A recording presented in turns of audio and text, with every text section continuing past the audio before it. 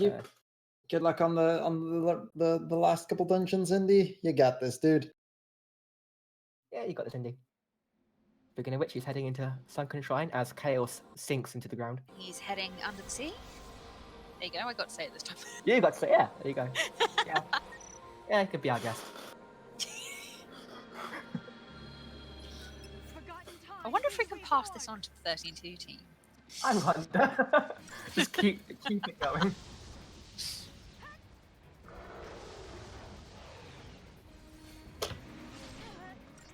If you have more interesting stuff to say, please go ahead.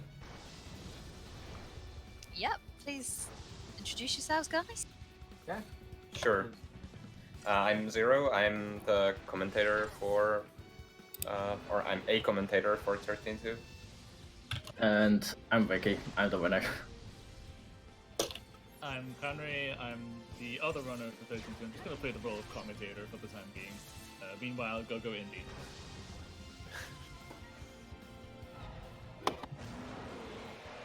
Hopefully Indy doesn't get trolled so much by encounters.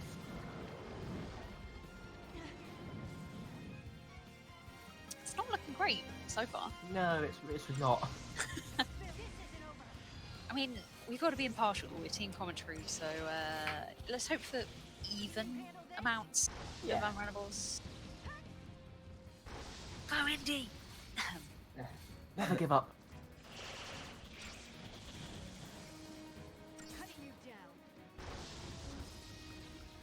In the meantime, Ricky is fighting the tutorial battle for Final Fantasy XIII-2 Chaos Bahamut, which just explains the basics of combat. They work pretty similar to Final Fantasy XIII.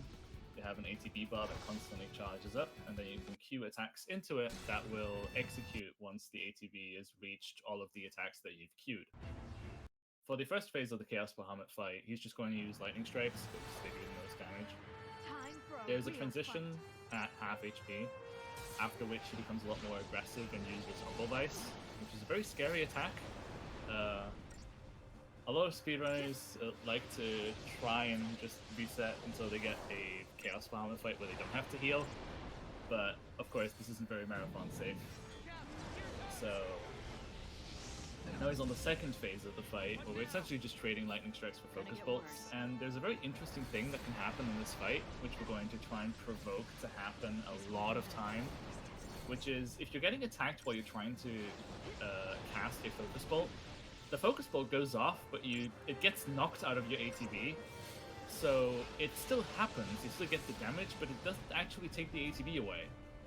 So we're trying to provoke this as much as possible to make this fight go by really quickly. Yeah, so even though it might be a counterintuitive, you want to get interrupted as much as possible in this fight. Unfortunately, this is the only time something like this happens. Yes. Yeah, that'd be After that, interruptions are bad. run, wouldn't it?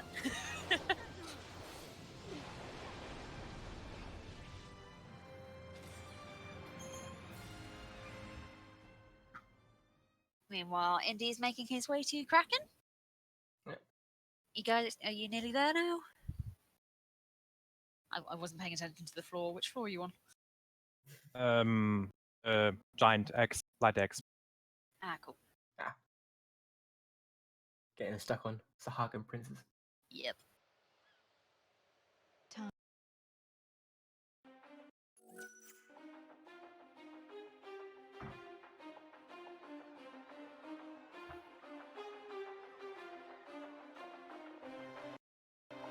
Lightning didn't realize that Ricky is not done yet and already set time.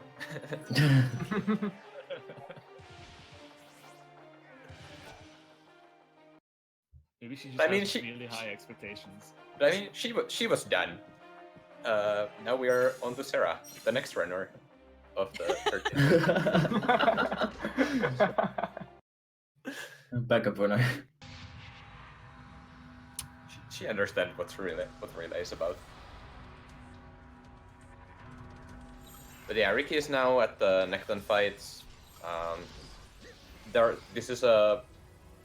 will be 5 fights in a row that consist of Nectons and Mionectons. Mionectons are the bigger ones and Nectons are the smaller ones. And Nectons die just from a single string of ruin, but the Mia Nectons you want to stagger. And you do that by shifting to paradigm called Slash and Burn, which has Sarah as a Ravager role. And Ravager role is a role that it's meant for chaining, which is, you can see the chain in the upper right corner, and once it reaches the limit, the percentage it says, like in Mia Necton's case 110%, the Mia Necton will get staggered, and the chain bar will get increased by 100. And Shit. then that chain number is a direct multiplier to your damage. So once you stagger an enemy, you deal 100% more damage of the original damage. We're just heading into the Kraken fight here. It's going to be a quick one, because FF1. So, split coming up.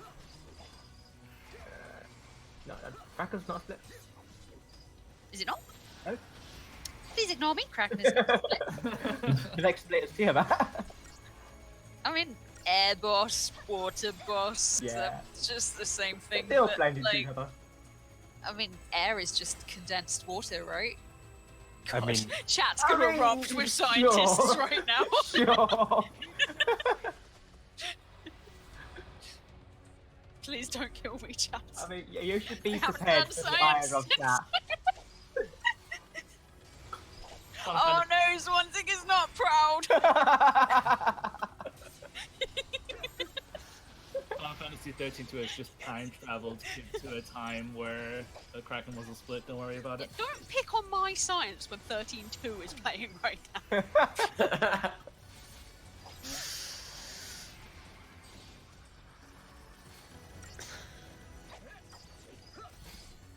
The tutorial fights are also a decent opportunity to speak of one of the, I think, most brilliant mechanics about the 13 and 13-2 combat system that unfortunately don't get explained by the game itself, and that is ATB refreshes. What it essentially is, it's not exact, but as a ballpark, more or less every 12 seconds when you perform a paradigm shift, you get a full ATB bar. This will be one of the reasons why you will, when we actually get the opportunity to customize our own paradigms, see that we sometimes run the same paradigm multiple times, just because that'll allow us to just ATB refresh between those paradigms for just amplified effect of said paradigm. Also to note really quickly, I didn't got any bonus Phoenix Stones. Is that all you're going to tell me? Your name? Who are you? Okay. What do you do? So yeah, what you would like to get from those first Necton fights is you would like to get Phoenix Stone drops. They are just for selling for gil, because they sell for 500 gil, which is a lot in this stage of the game. But he didn't get any, so he's a little bit low on gil, but that's fine. Yeah, it's not so really bad. Yeah. Just an extra bonus if you have it. And now we actually get to move in the map properly, and there you can see that enemies are spawning randomly, or semi-randomly, in Ricky's path. And you can see that when an enemy spawns, a clock appears on the screen and the visor starts rotating. So far it has been green. It has started in a green zone for at the start, and that means that the encounter is passive. And what passive encounter is, it stays still as long as the visor is in green, and after it goes into the yellow section, then the enemies start moving and try to attack you. There are also aggressive encounters that start the start in the yellow zone, and they start moving immediately. But now the first boss, Gogmagog. Gogmagog 1 is a little bit annoying because we don't have access to the paradigms yet, or customizing the paradigms yet, so the only paradigm with the Ravager roll, so the only paradigm that can do actual chaining is Slash and Burn, and only Serra is a Ravager there, so it's a little bit slow to stagger Gogmagog. So what you do is you shift between Slash and Burn and Double Trouble, which is the two commandos. That is to get ATB refreshes and to keep Noel's feet on the ground. Because that swipe attack that Gogmagog just did, if Noel is in the air while the swipe hits Noel, Noel will get stunned and wastes a lot of time.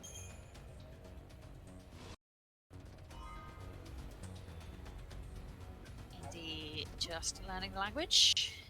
If you guys want to time how long it takes, we start now. We made it. Wait up. And we're done. Yeah. Compare that to all your years of learning languages if you did that in education. And feel bitter. Yeah.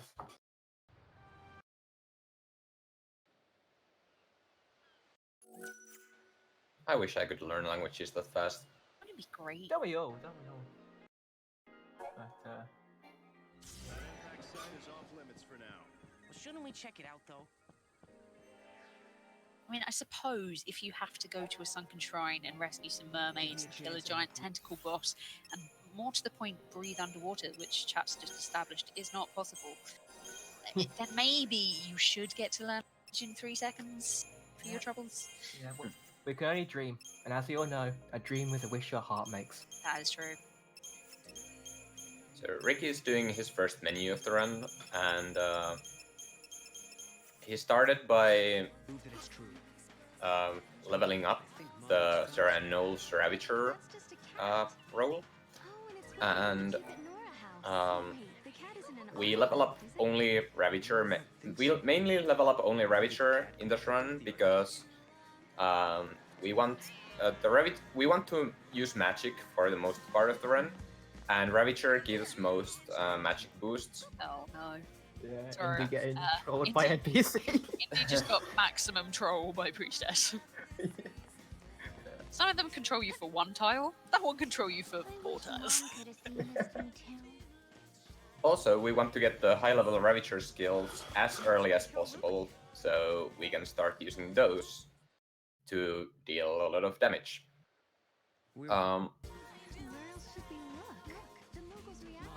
Then he changed.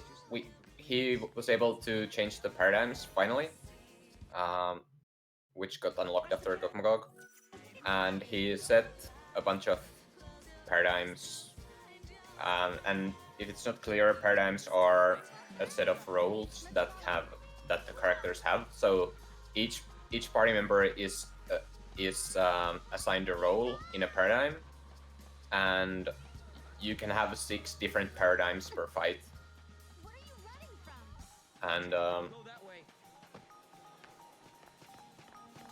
And you can shift between them as you please, but they can only do like Ravager actions when they are in Ravager, and Commando actions when they are in Commando, and so on.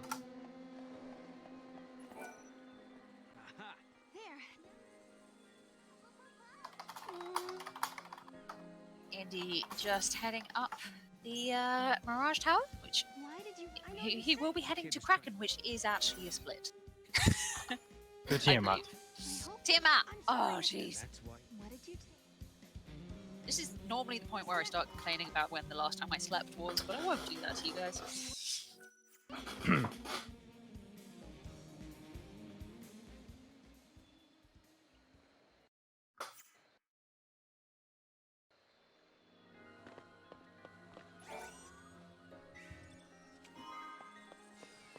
To kind of expand on the random encounters, what Ricky really doesn't want to have happen right now is to run into a Gorgon opposite. That is the only aggressive encounter in this area. As Zero explained earlier, aggressive encounters start in yellow, and when the Moklock is in green, you can even touch an enemy and it will not start an encounter. Once the Moklock is in yellow, just touching an enemy will start an encounter with them. Gorgon opposites are really, really fast. So they are really tricky to avoid. Sometimes they're just straight up impossible to avoid if they directly charge towards you and you can't escape. Gorgon opposites obviously aren't needed, they lose a bunch of time, so obviously we'd like to avoid running into them if we can. Fortunately, Gorgon opposite, if one were to spawn, are fairly fast to kill, so it doesn't lose as much time as some of the aggressive later on in the run. Okay, now we just have to head for the gate. I don't get it. What was that? You want to take a moment to say goodbye before we leave? Thanks. I think I'm okay. Okay, Indy is now in Flying Fortress, so kind of get some more war mech hype for You know, the 5th floor. must be strange to have it there, always watching Got a little way to go yet. Yeah, a little bit of way to go, but still, better to get the hype up. I'm just saying I they mean- can fill the chat with Warmech hype in that time. Yeah.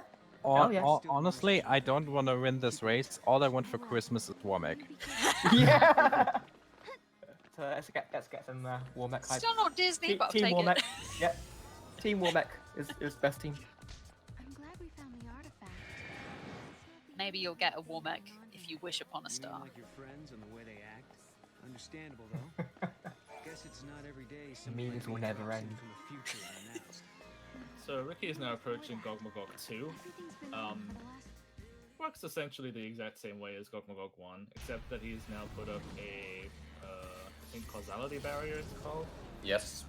and that will prevent most damage until he's staggered. Thankfully, now we have access to Paradigm, so now staggering is much less bothersome than it was in Gogmagog 1. Yes, you can see how fast staggering or chaining goes when you are in dual casting, which is double Ravager. Also, I'm Also- on team now, so Yeah. get ready for Aw. split. Yeah, No no war mech. Warmech, but we have got a TMF. Yes. Also, in the previous menu, Ricky only leveled up Noel's Ravager to up to level 4, even though he had CP to push it further. That was because at level 5, Noel learns First Strike. Yeah, and sorry to cut you really- off for that as a split for Team Mog. Yeah. And you really don't want that to happen. No, because it is way slower when he does that. Yes. If he has First Strike, he will alternate between Blizzard and First Strike and jump into the air to use the First Strike. And after the fight, Ricky levels up the characters a little bit more with the CP from the Gogmagog fight. And now the First Strike doesn't matter anymore. The reason why Noel resort to using Frost Strikes, even though it is incredibly slow and leaves him incredibly vulnerable, is because of conditional modifiers.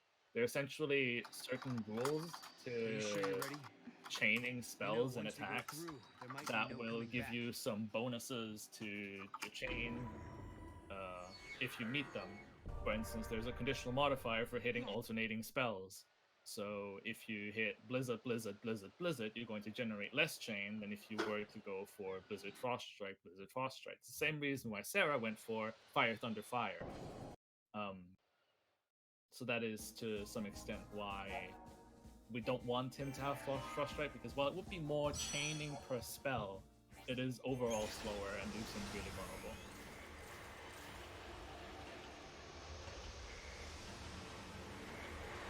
So we're just heading into the final dungeon here. For those of you who missed it the first time, the actual kind of story bit here is when we head up to the Crystal Hit. Again, like the Historia Crux is happening to me. Is it Historia Crux? Yes. Yes, Yeah, it's that's happening just the main hub. on the other stream, whereas we just only get to time travel once in only 200 years, and it's really quite disappointing that It's only like 5 years. No, 2 years. Oh, okay. 200 years. All right. We're doing better then. We're doing Yeah. 200 years. Do you have to fight all your enemies again every time you go back? Like, if you go back in time, do you have to fight enemies you've already killed? Because we have to do that. In 13-2? Yeah. You can. No. You can reset areas Yeah. and somehow make it like nothing ever happened, and then you get to have all the fun over again. Oh, nice. Ooh, white dragons on Indy side. White dragons to start off with. Oh, and that's Ice Storm. As you can see, does a lot of damage. Again, please Unfortunately, Indy gets excuse away. runner reactions here in chat. Yeah. We like to give you the best impression of what it actually feels like to speedrun games. That sound is what it feels like. Yes. Yeah. First a deep shout of agony and then just dropping everything. Just dropping. Just dropping. Yeah. Frick me. In the Green meantime, dragons, also unrunnable, also AoEing.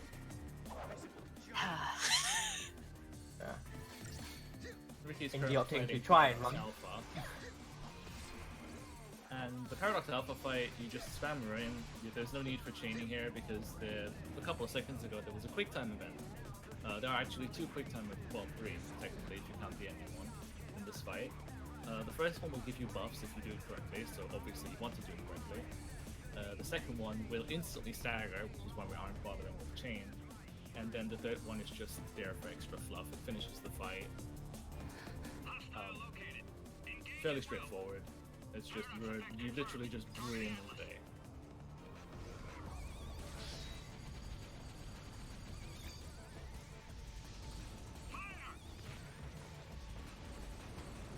For some reason there's a lot of damage numbers on the screen, but it doesn't matter at all. Yeah. He's dead no matter. Even if you fail the quick time event, he's still dead. They're just there to make you believe that the authorities are actually doing something to help you. I think I got a magician's mark. Yes, you did. Nice. Indeed. That is a rare drop and pretty useful. Yeah, it helps a lot in the money situation. It's especially useful with the no Phoenix down drops from the Nectons. Meanwhile, Indy's getting destroyed by encounters. Right this way, please.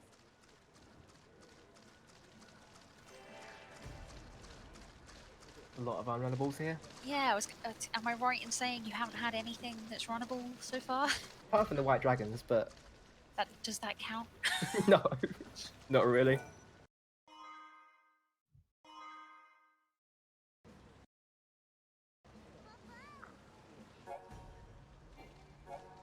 I would like to congratulate Ricky on doing the incredibly difficult Ballista skip. Why did you also stop the giant? Nice. Because we can't let Atlas. Yes, shut the these frame down. perfect We need to search the skip. ruins.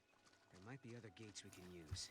Like the gate to Valhalla? There are certain life triggers that can be just skipped just like a cutscene, and Alyssa's one of them. So you don't want to talk to her. She's not really interesting. Now we get the Monster Crystal tutorial. So this is a small tutorial fight that explains you that you can you have the power to tame monsters and have them fight on your side. So once an enemy fight, these drops are guaranteed in this fight only. And you can see once the enemy dies, they turn into a white crystal. That is an indicator that you have obtained the monster crystal and they join you as an ally. They even zoom in into the crystal. Both of those monsters that we obtain in that fight are pretty useless. So, but monster allies in general are useful. So we want to obtain one of them. More white dragons. You know, I was mentioning that this was the white dragon floor earlier. Yep, we just had 2 hits. Yep. Luckily managed to escape from both. Something that doesn't belong in this. Cannot emphasize enough that those guys love to destroy. That's just this game. This game loves to destroy souls. Just let it go, Indy. Just let it go. Yeah, quick announcement. Gotta be no. Okay, we're turning this from an any percent run into an all bestiary any percent run.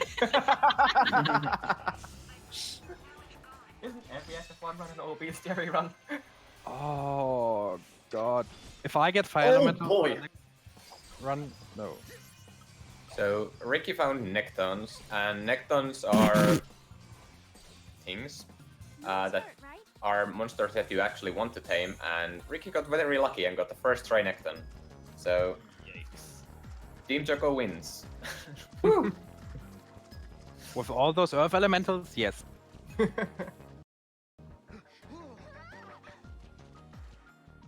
To compare, I ran this game for Questing for Glory a couple of weeks ago, and it took me 32 Nectons before I got the drop. So getting it first try is really nice. But now he got an aggressive encounter Oh no. in a Okay, row. sorry, can I just interrupt? I don't think we Yeah. mentioned this earlier because it went beautifully. Lich has this one spell that we've been abusing through the whole game, Yeah. which is called Flare. You know, we mentioned how it's the most powerful spell in the game. Yep, about that. He decided to go first and use it this time. Luckily, we managed to get off enough attacks to finish him, but it means we are down a black mage. And We as have you to all know, stop and revive him and heal up. Which just, you know, is a bit of time lost we didn't need. and just mean he didn't get any XP from the fight, so his Yeah. HP didn't go up. Not that that's really a problem. Look at him. Yeah, Yeah, you- his HP is looking He's a kind of tank. decent, yeah. Well, you don't get any XP from those boss fights anyway. Ah, You right, get yeah. like 1 or XP or so. Ah, yeah, good point.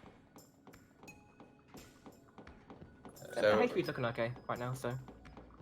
So what happened to Ricky there was he got an aggressive encounter in a very bad place. There was basically no way he could have avoided it. So he got caught by it, but he retried to fight, and then he exited the game, or not the game, but exited to Historia Crux, and then came back. And that is a trick that we call cruxing out. And so you go to Historia Crux and then immediately come back, and It will basically Enemies are despawn the gone. enemies. yeah, the enemies are gone. It costs some time, but it's faster than trying to fight the encounter, and there was basically no way that he would have been able to avoid the encounter.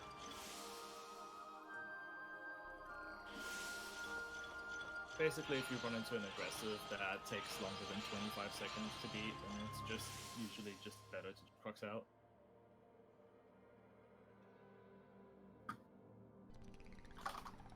Well, on PC that is Yeah, On console, it's- like 35. something like that. It depends on the area.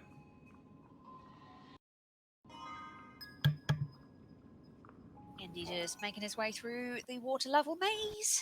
I say maze. At this point, we really know where we're going. But yeah, got Yeah. quite a good, You might quite say a we good know the water way. floor there. Sounds like we did something. We do know the way. The only question is how far we'll go.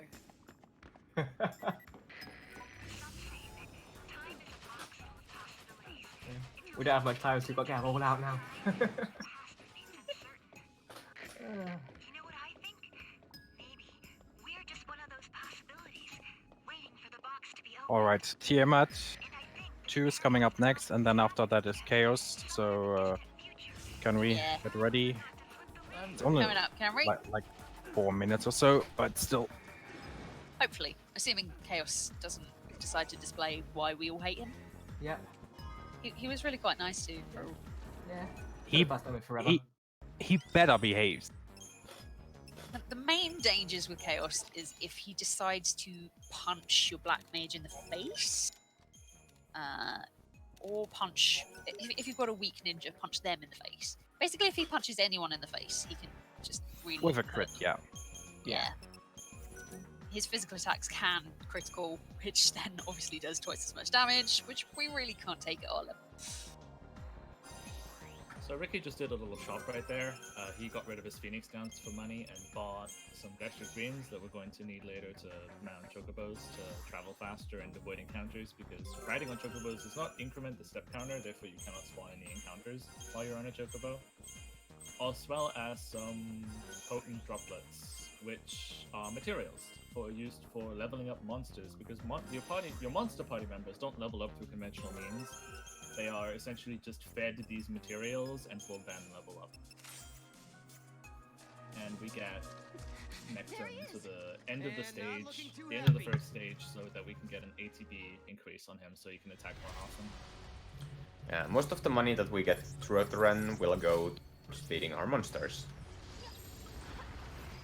Then we fight Atlas. He's very big. Yeah. Speaking of big, Indy's about to start the Chaos fight. Yeah, Chaos is also quite big. Yeah. I mean, he is. Yeah, he's pretty big. He's Chaos. He's kind of, you know, the big bad of Final Fantasy. And let's see what he can do. Atlas is really not a fan of hot or cold because he's weak to fire and ice. So start going with the single giant's tonic, because again, he's got really tanky black mage HP. Why does everyone get that except me? Yeah. I think I mentioned earlier, my lowest black mage I've ever had was about 152, which you can get wrecked by anything. Yeah. I don't actually know my lowest HP. Oh, thank you, Chaos. I love you. Blizzaga is his Oh, please give me a. lowest hitting AoE. Yeah, that's Please give me an off-quick next round. And then we can use the healer at the end of the turn to heal everyone up to their full health, including the Black Mage, who's just had the Giant's Tonic. Almost full health for the Black Mage. Almost. Not Enough. quite. It's enough. Oh, it's Yeah, enough. enough. So now our hope is that he stops trolling with the animations like Tsunami. Oh, okay. At this point, a couple of seconds. Yeah. As long as Yeah. he doesn't wipe us. Yeah. So, T-Mock, be ready. I am ready. I'm always really bad at counting damage here. Like Yeah. you just hold X and. Yeah, he just hold Oh, it. thank you, Right. thank you, thank you, thank you. White Mage Nuggets. Come on, go. Do you count damage, Indy? What? What is counting? That'll be What a is no. counting? That'll be a no. Yeah, I Laura, think that's thank a no, guys. What is counting? I'm a Final Fantasy speedrunner, please. So, get ready on time. Come on, come on, come on, come on, come on. Yeah, that's slower. You know, we were putting haste on all of our damage dealers. Slower takes it off, but Time! at this point, Time! Go, go, go, go! Move, move, go, go, go, go, go, go! Go, go, go.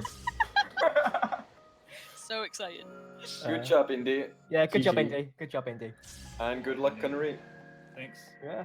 Yeah, good luck. So, Good luck, guys. That's us done on FF1. yeah, that's us. Over We to are- more timey-wimey stuff. Yeah, we're breaking free of yes. FF1 and handing over to 13-2. Yeah, enjoy, guys. Enjoy. Thank you. Good luck, guys. Nice, Mog. So earlier in Brescia Ruins, we learned a new ability to reveal invisible objects that are sort of distorted by paradoxes or something. We have Mog who can do that, and he needs to be close enough to the object to do the Moogle reveal. And we need to reveal these artifacts to get the artifacts so we can open the gates to new worlds. And yeah, Kanri is at the first tutorial fights.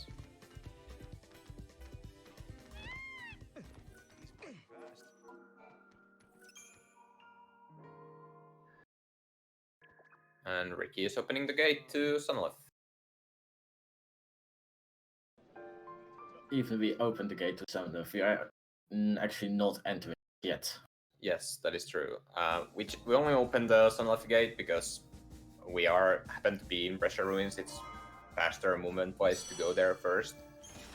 But he is actually gonna go back to New Bodem to pick up a Graviton Core, because now that we have Moogle Reveal, we are able to get the Graviton Core in there, and Graviton Core is required for the story.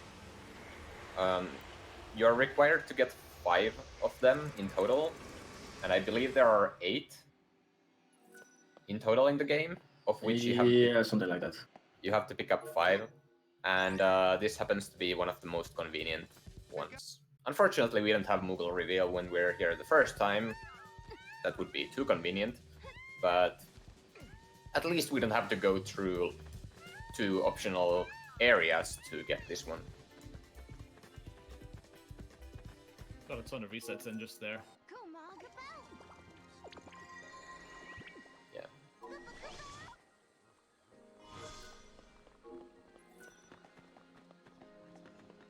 And after the Graviton Core, Ricky is going to run around in circles because he's gone mad. No, and that's to spawn an encounter. You want to spawn an encounter there because you crux out anyway, so there's no chance that the encounter will get you. And I think it can't even be an aggressive. At least I don't remember ever getting a Gorgon Seed there. No, same. And so you get that encounters so that the next encounter you get will be as far away as possible, because Ricky's gonna head to an area that has a lot of bad encounters, and you want to get them as late as possible. And also to save time to pick up a chest. Yeah. But you guys see that soon. Ricky now went back to Pressure Ruins because there's another gate there that he needs to open. And but before that, he's gonna get another Graviton Core in, so he will have 2 out of 5. The Graviton Cores are needed much later in the run. Like endgame. Yeah, but picking them up now gives you some CP that can be used as well, so it's nice, I guess. He also picked up some power droplets because he was only able to buy 25 potent droplets earlier. If you have a lot of money, you can buy 30 and then keep that chest, but that didn't happen this time. So now the gate to Ricyosma is open, and Ricky is heading there. Meanwhile, Kanri is starting the Necton fights. 3 fires to stagger the Mia Nectons, and 3 ruins to kill the Nectons. Is very typical for all of the 5 fights. Fights are a little bit, especially the second one that Kanri is on right now, is a little bit technical, but What happened to it? No one's been able to figure that out. yeah, We were it's more or less locked up inside Cocoon. We never had it's much pretty much the same opportunity thing to learn about still. the world below us. Just Our scientists have only just being begun to efficient in study that fight is a little bit mysteries. tough.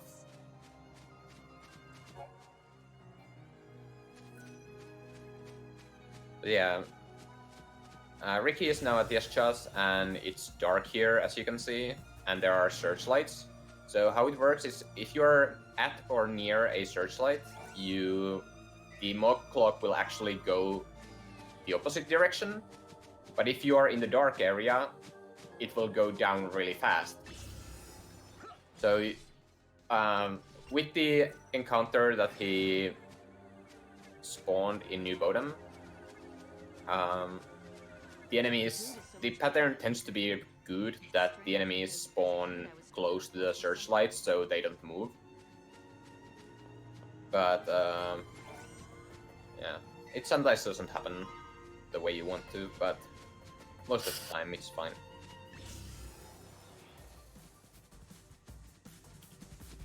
And there Ricky got an aggressive encounter, but he ran to the searchlight. Even the aggressive encounters follow the rules of the lights, so that was nice usage of the light to get rid of the encounter. And then Ricky stops by Chocolina to buy 2 Magician's Marks. Or only one because he got the drop earlier. And now he changes the paradigms a little bit. And does some Crystarium. Again, most of the or all of the CP goes towards Ravager for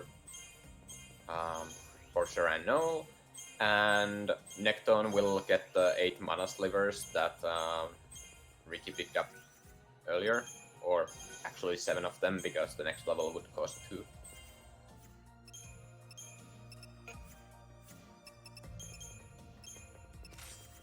And change the default paradigm, equip the Magician's Mark on Null. I guess you already equipped the one on Sarah? Yes. Just before Atlas. Yeah. So now Alodai. Alodai has 2 forms, or the fight can go 2 ways. He can either use Deprotega or D-Shelga. Deprotega is typically considered safer fight, and probably also usually a faster one, although Kanri might have a different opinion on that. I don't know. But yeah, you first stagger, then there's the first fight where we use raw spells, which require 2 ATB or ATB segments to use. But the advantage of them is that they chain more when you are when the enemy is staggered, so they are good. And so you stagger, then you use raw spells to stagger or to chain a little bit more, and then you shift to commando to finish the fight off. And Deprotega, it looks scary, but it's really not. The HP is always in the double digits, but it's you almost never die if you do the fight correctly, and that was a very standard fight from Ricky, so everything went well.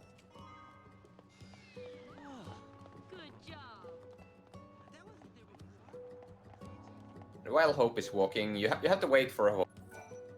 He's a little bit slow, so Ricky has some time to go and grab some chests for money. Oh, it's actually in Gazelle Green. Yeah, well, Gazelle Green, and later a chest for money if you you so chooses. Yeah, that. Their leader was a Cirrus, right? Yes. The Cirrus would. And Kanri is fighting Gokmagok 1. Again, this is a bit annoying fight because no access to dual casting yet, but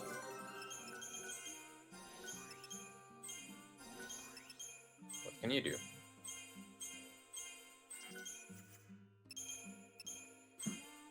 And Ricky is doing a menu,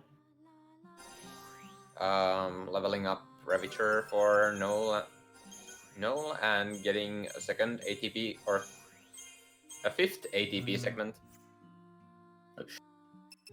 Null jumped. Yeah. Kanri's Null jumped and got interrupted, and that wastes a little bit of time. But he should be fine. Yeah, for Sarah, Ricky just unlocked the Saboteur role. And what Saboteur role is that it debuffs enemies. So he got Deprotect and D-Shell for Sarah, or Deprotect is automatic when you unlock it, but he also leveled up 2 levels of Saboteur to get D-Shell, so you could deal more. If you inflict D-Shell, the enemy will receive more magic damage, and Deprotect will, well, deal. You will receive more physical damage if you are Deprotected. Now it's time for some bird hunting. Yes. We have Necton, but now we want another another monster ally, because why have one when you can have two? You can actually have three, but we never do have three. And at least he got the first spawn, Gahungas. It is pretty likely that you do get the first try, or first try spawn on Gahungas. What the fuck is this look?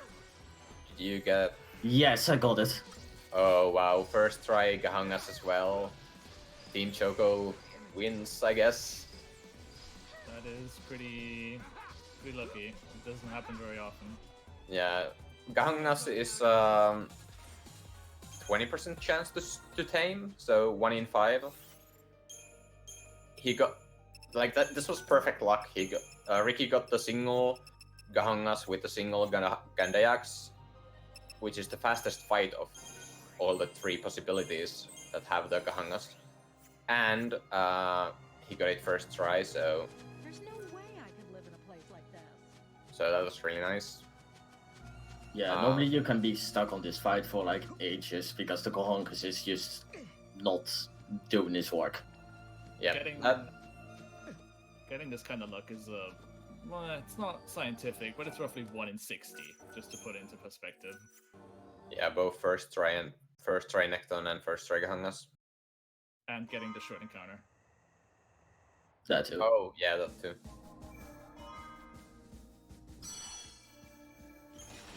Hey, at least I got a 2-second faster kill catch. Not bad. That's something.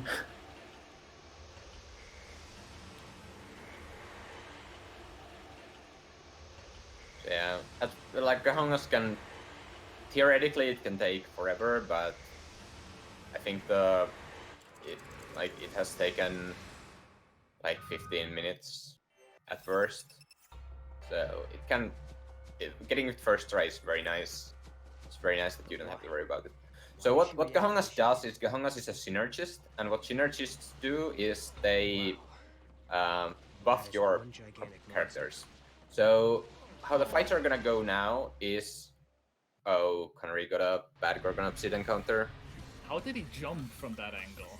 I don't know, that looked really weird. But yeah, how this fight is gonna go is Ricky's starting the chain by using Arrow Ra, Arrow, Arrow Ra.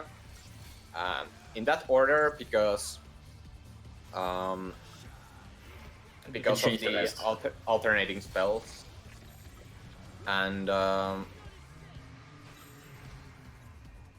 then he applied D-Shell, and then got Faith on Null. And Royal Rightness is weak to Arrow, so the best way to damage actually is to buffer Arrow Ras. And what that means is that you use Arrow Ra, but while the Arrow Ras travel from Null's hand to Royal Rightness, you shift to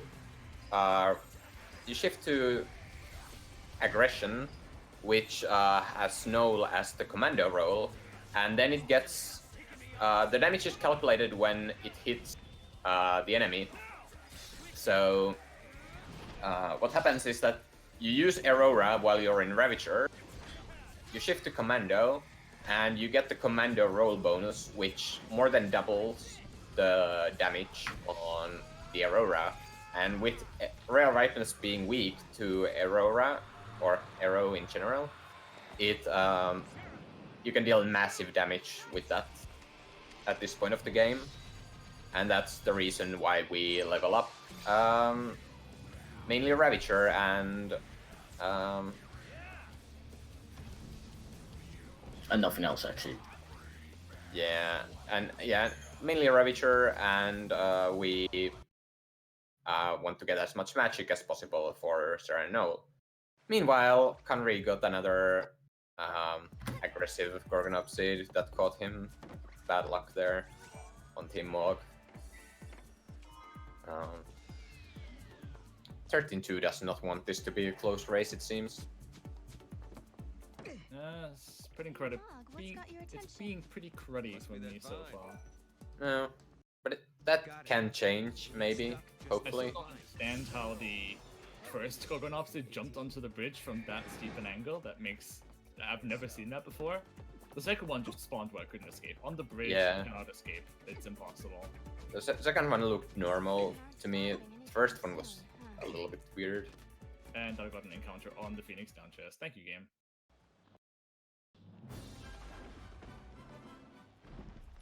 XIII-2 is a harsh mistress. So now, The game likes you, or it doesn't.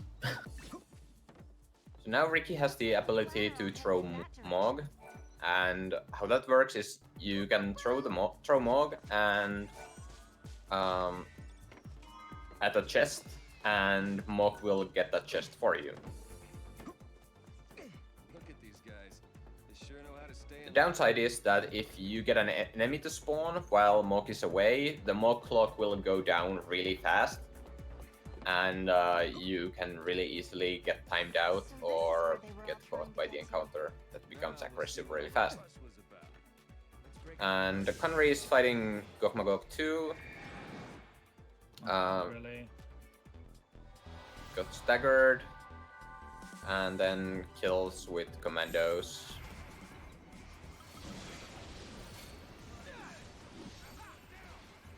I had some lag there that got really unfortunate. Yeah.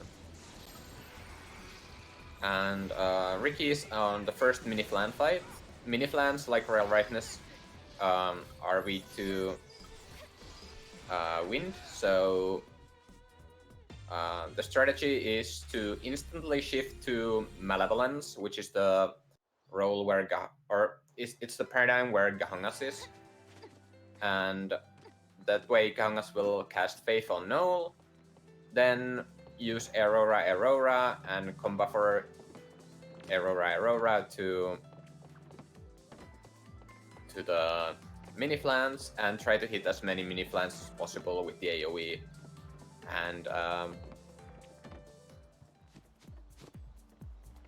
And deal a lot of damage. They typically die of 2 strings of Aurora. And because it is AoE, we can also hit a few extras. Yeah. If they are close with each other.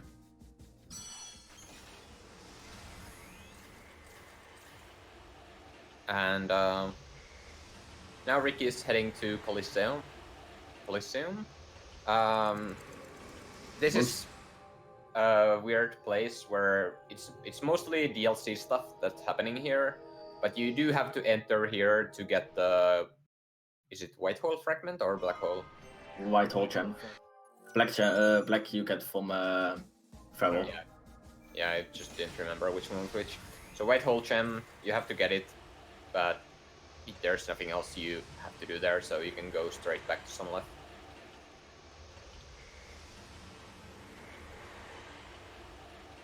And Kanri is fighting Paradox Alpha, and again, it's you only spam ruins in this fight because of the quick time events you get during the fight.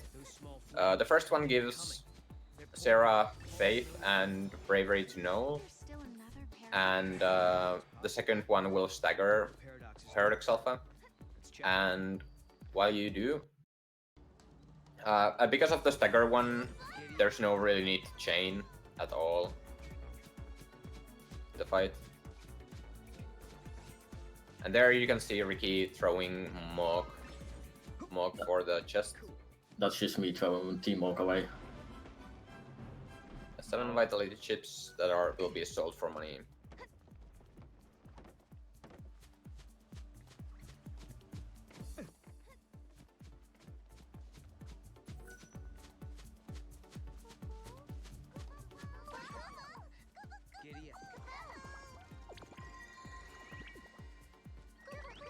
And here, Ricky reveals the right path.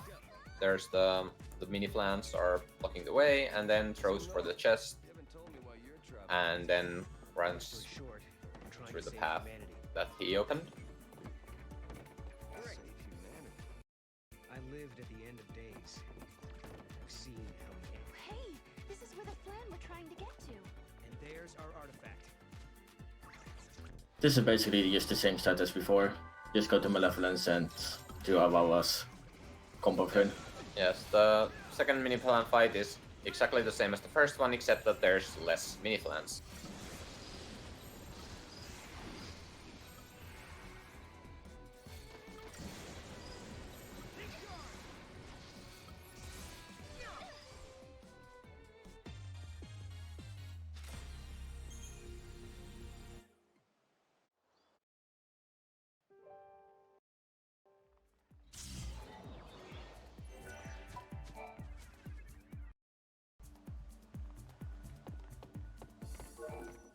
So now that the mini flan fight is done, Ricky has the second artifact of the area, and he can go and open the gate to do the Arcade step.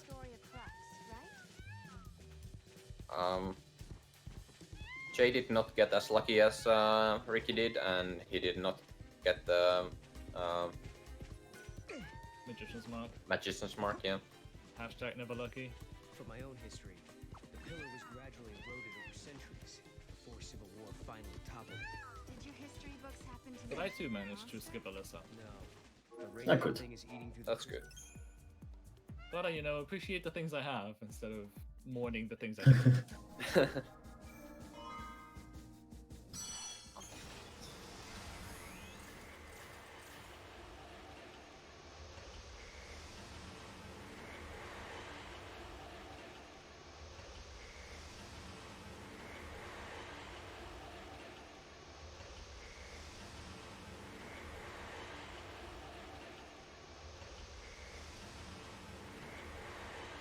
Yeah, Kanri is on his way to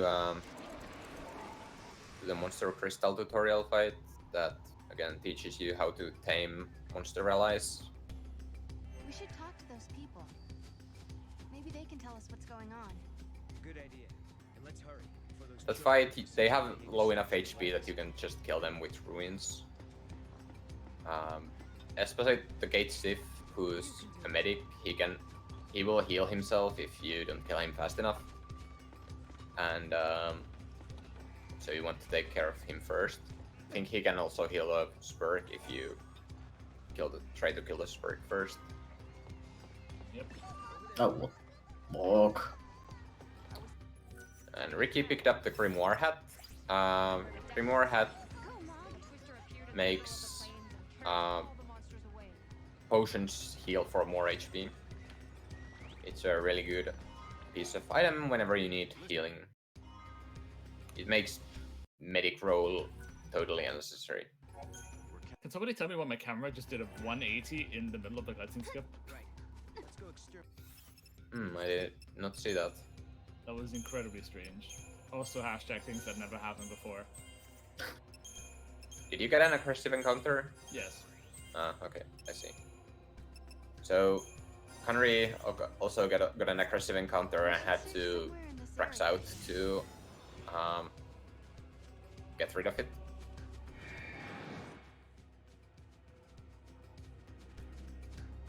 And Ricky is heading to the Goblin Fragment fight, which is one of the most random fights in the run. So there's 3 goblins, a chocobo, and a mini flan. And the chocobo is really annoying, or at least can be really annoying. So you want to take care of him first, because as you can see, he can interrupt people, and he can even launch you in the air, making you stunned for a long time.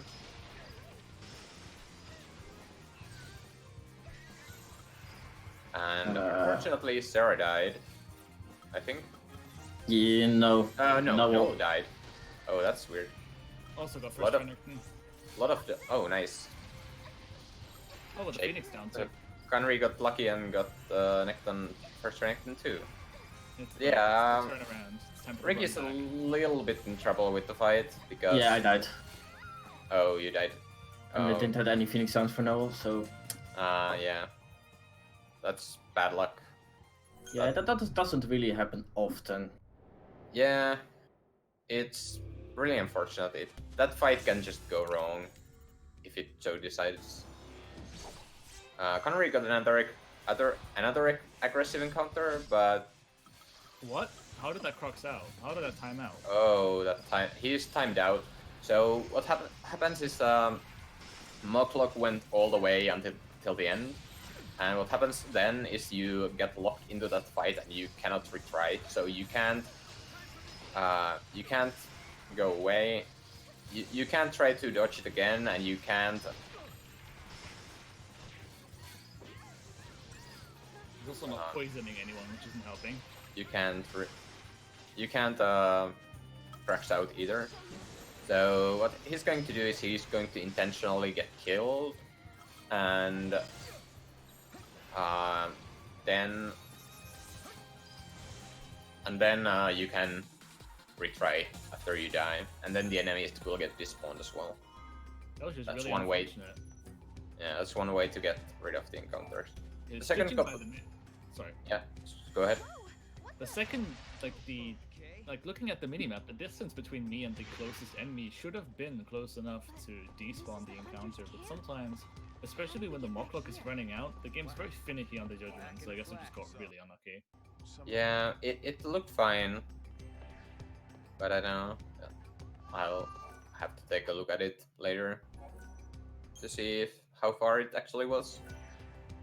But yeah, Ricky's second attempt at the Goblin Fragment fight was a better one.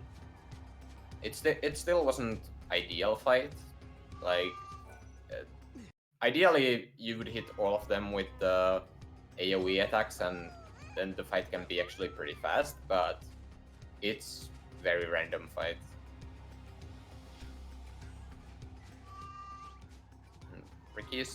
Now Ricky has to find these 3 sheep. And he threw for the mana droplets chest for the guild, I guess. Well, I throw it, so yes, for the extra guild, but if you throw a Mog, people and things just go after Mog for some reason, so you actually lure the sheep to Mog. Oh, that was also to lure the sheep and to get the money. Yes. I see. Okay, so yeah, you can throw Mog at places and the sheep will follow him, but... and look, it's gone. It's one of the most random things in the game, really, because, like, why would Mog have crowd control? You can throw Mog to make everyone go after him, and you can try and uncover something with Mog to make every NPC run away. Yeah, that's kind of weird, but... It's actually used in the 160 fragment speedrun to get quest NPCs closer to you. Well, I have never actually done that. That's interesting. I do it for Cordelia and Rush of Ruins.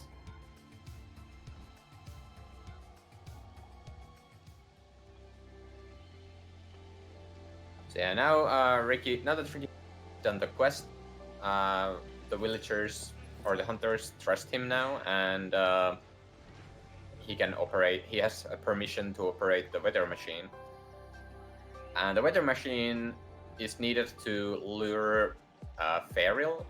So Ferril really likes nice weather, so he only appears when the weather is sunny. But the problem is that if the weather is sunny, then a Longui will spawn in front of him. But the Longui is afraid of thunder and Ferril is not. So you can change the weather to stormy, and that will scare the Longui away, and Ferril will still be there.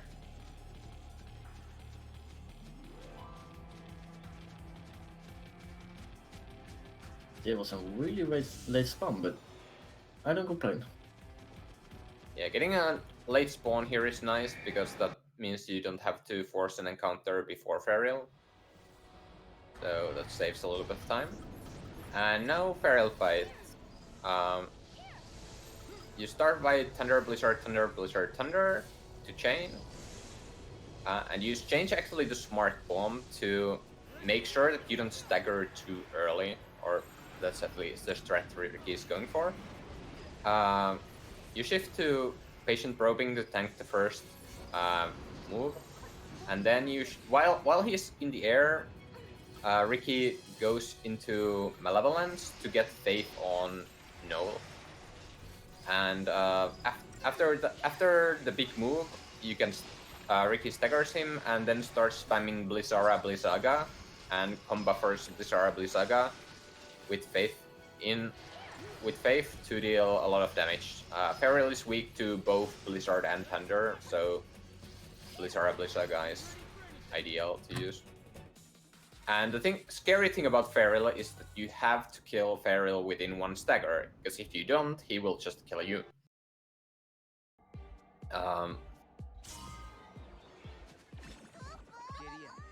Now we tell Morg to just over the edge, because there's actually a hidden chest there and we actually want that.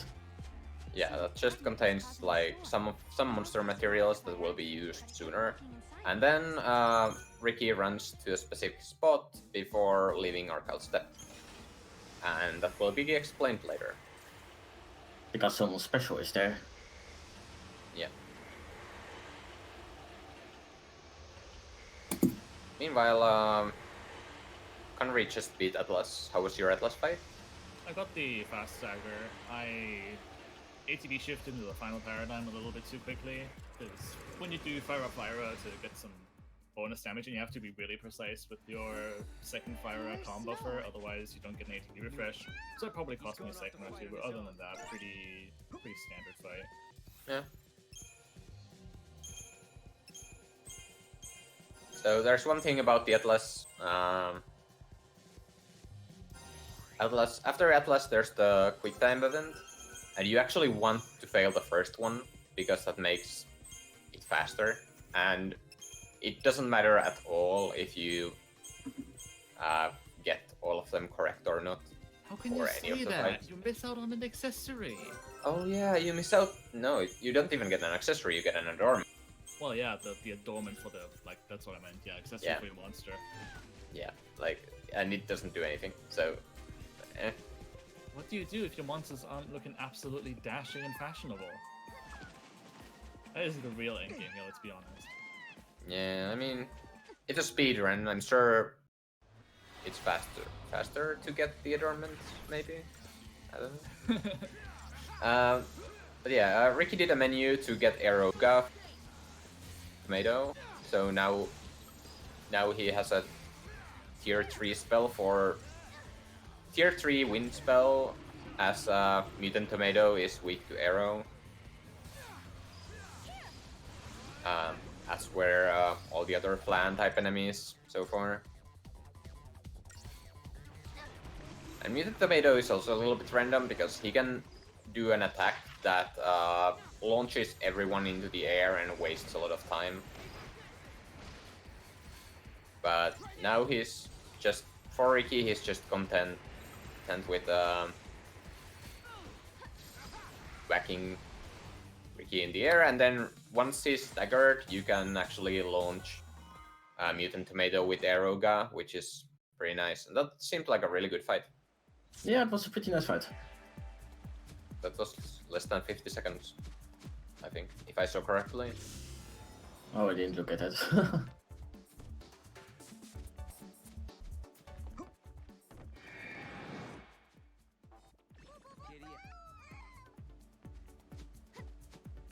We might not be able to reach it. It's not a problem for our buddy Mog now, is it? Leave it to me. So Kanri is on his way back to New Bodom to get the Graviton Core, and Ricky just picked up the mysterious artifact. That may or may not be booby-trapped. Something is off with my camera, I'm not sure what's happening.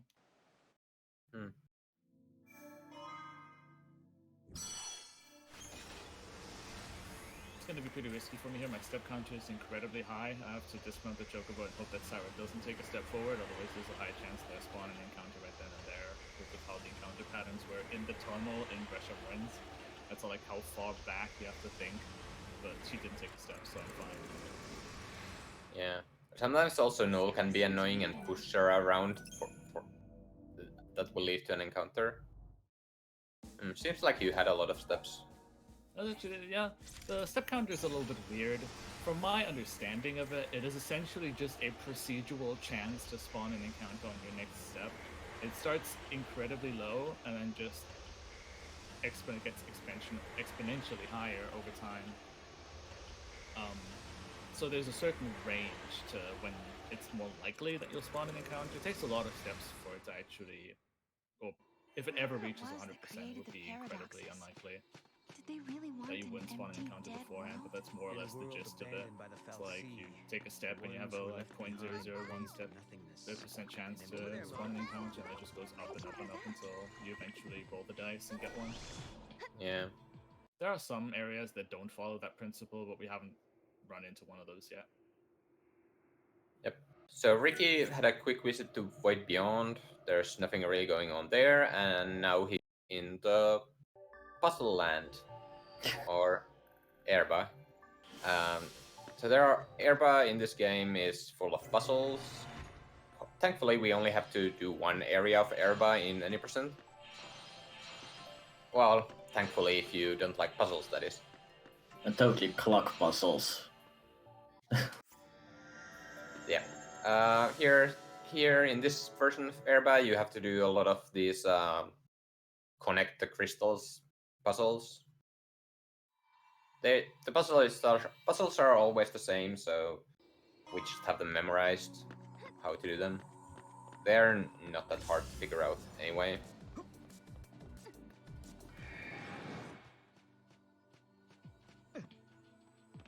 And there's 3 sets of puzzles. First one has a 1, second one has 2, and the last one has 3. 3 puzzles you have to do. Yeah, it increases every single time. Yep.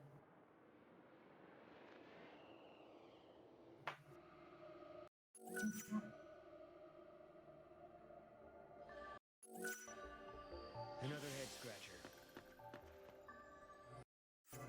And Kanri is in Yashchas. We'll see how he will do with the encounters that are coming up.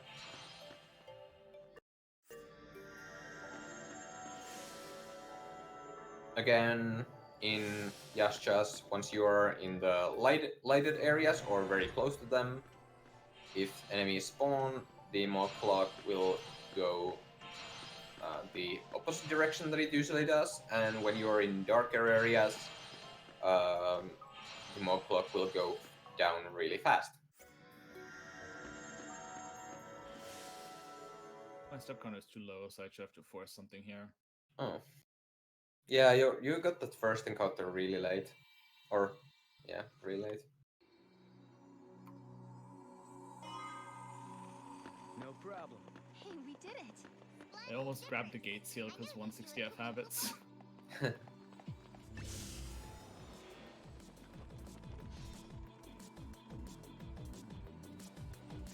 So before I enter the last puzzle, I will force spam here some enemies because it is a high chance that they will spam right before the entrance of the last puzzle, and I cannot enter it then. Yeah, Rick is basically guaranteed to get an encounter before the last set of puzzles, and you can't reveal. You can't use Moogle reveal or interact with gates while the mob clock is active. So you have to get rid of the encounter, and as you can see, it's a very narrow staircase where the last one is. So if you get an encounter there, it's pretty hard to despawn.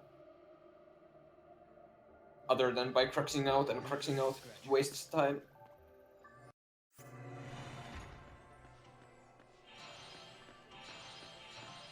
I had enough money for 1 potions, you guys.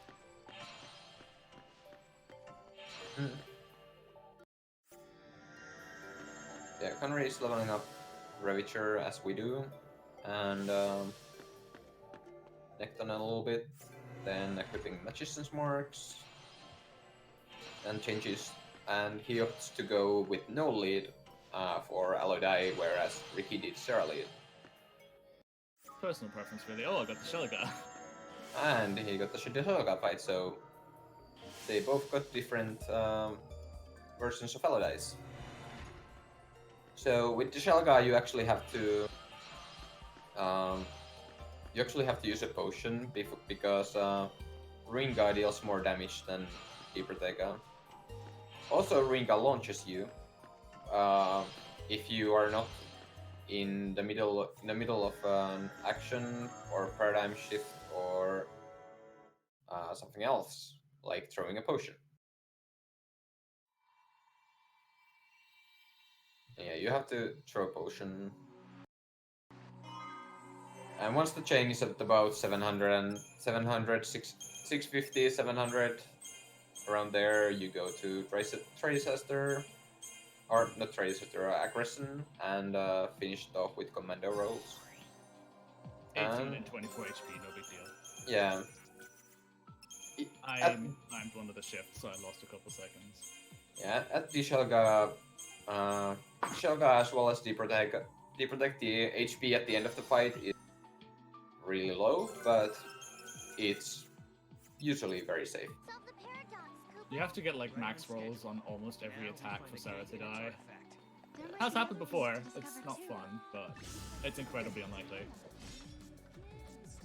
And Kanri is opting to stay close to Hope while waiting for him to run, so that he would run in hopes of him running faster. I don't know if that actually affected, but I'm quite sure he runs a little bit faster if you stay close to him. I also yeah, don't probably. pick up the chest, so... Over there, Mom. And Ricky also did a menu. He leveled up the Ravagers some more to get more geared up for the next boss fight. And he revealed the Hypnocrown chest, which sells for a lot of money, but it wastes a lot of time, so not everyone goes for that chest. Ew, Hypnocrown.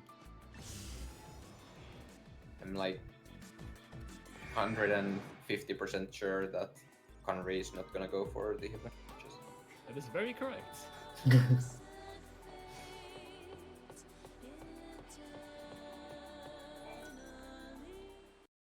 But yeah, Ricky is now at the next boss fight, which is Caius.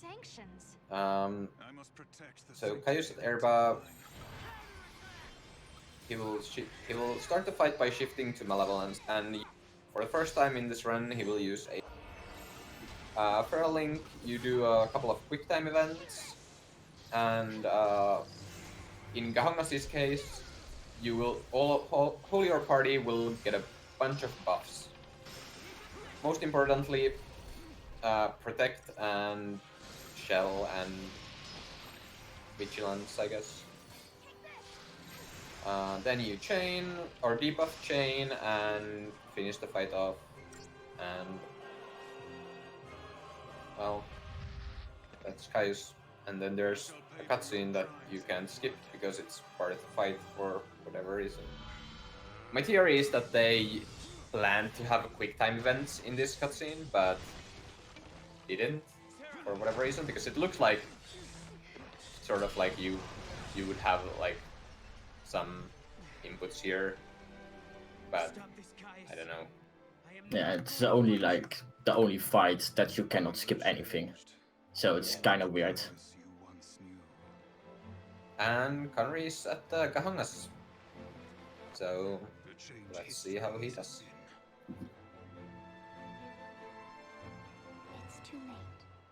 So Gahongas, the fight actually goes, I guess we never explained that, you start in a Smart Bomb, and you... in my case. But must we accept this, Yule? You get D-Shell and a little bit of chaining, then you shift to Aggression, and if you change the future, then you change finish the past. Gahongas off, and you reset the fight if you don't get the drop. Let's go. Got him second try. Before you Second try is nice. Luckily, so we are not stuck on farming monsters. So I'm really glad to see that 13-2 gave us nice monster luck for both runners.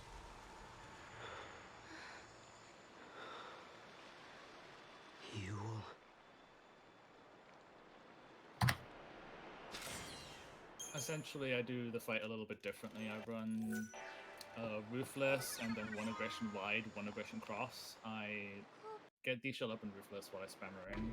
Then I go, if I get the first attack, I go into aggression wide so that Sarah maintains chain on the other while I kill the Gahongas.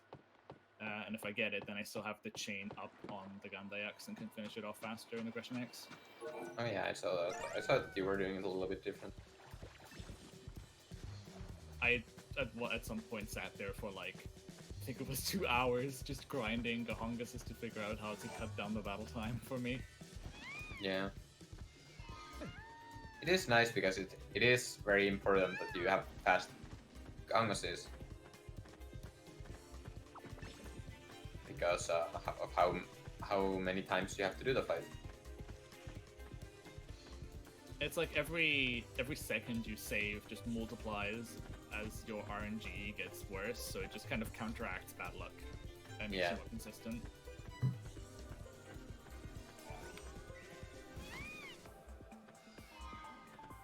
Ricky is now on his way back to the third Carvidon core, which is on top of this little small building. And on the way back, he picked up some chests he missed earlier. Yeah, because I got a monster spawn there, so I could not pick it up earlier. Yeah. So picks up the Graviton core and then the Magician's Mark, and then he's set to go. And Kanri is fighting Rail Ravens. The strategy again is to chain with Aurora, shift Smart Bomb to get D-Shell on him, then shift to Malevolence to get Faith on Null, and then spam Auroras and buffer them. And again, buffering is you use spells in Ravager, then before they land, you shift to Aggression to get the commando boost on them, which that multiplier is like, you deal like more than double damage if you do buffer compared to just staying in Tri-Disaster when you cast them. 2-2-1-2 is the magic rule for this fight. Yep. Post stagger, you combo for 2 Auroras, 2 Auroras, 1 Aurora, 2 Auroras, and that gives you the perfect fight, which I got, which is nice.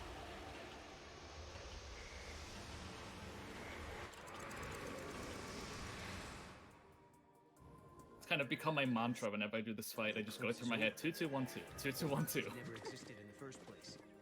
History here. So because we did a lot of time travel shenanigans, we kind of fixed a future and created an extra dimension where the future is fixed. So that explains why on this place it is now day. Caused the eclipse. What was it looking for up in the sky? Ah, birds! Maybe. Who knows? Yep, 42 seconds is the perfect time. Yep.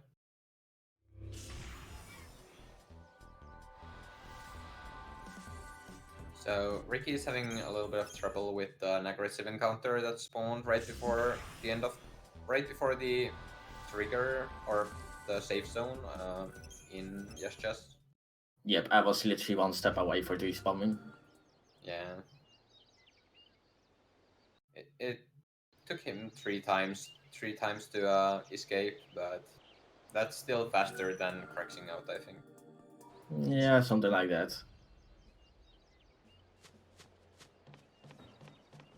You want to get an encounter there anyway, because you really don't want to get an encounter in the next couple of parts. The paradox to draw them here.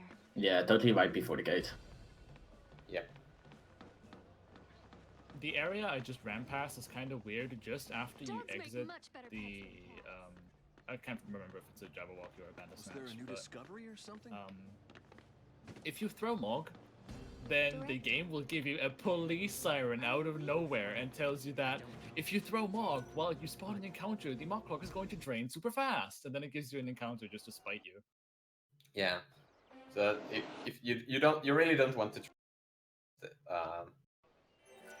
right after the mock throwing tutorial that we skipped. Right now, we don't have a clue. I tried to integrate that chest into the 160F route at one point, and hearing that siren for the first time gave me a heart attack. Oh yeah, I mean, I in my route, you do pick up the chest, but only after the Colosseum. Yeah, Okay. then it's fine. We did it. Yeah, for some reason, if you go past that little bit of the area and use fine, you don't get a warning anymore. So it's only specifically for that one. No, for that place on that time. And Ricky did successfully get that chest earlier. Here, Which chest? the chest that gives you the warning. Oh yeah, I got that on the way back. Yeah. I don't pick up a lot of small chests anymore just because of when I found the Academia 500 trick. The parkour to get the extra chest. Yeah. Here we're picking up a chest and there's a unicorn horn in it. It's an item we use on the final boss, so it takes a while before we actually use it. Yeah. Don't do what I did and forget to pick up the unicorn horn. I did that recently in one of my runs.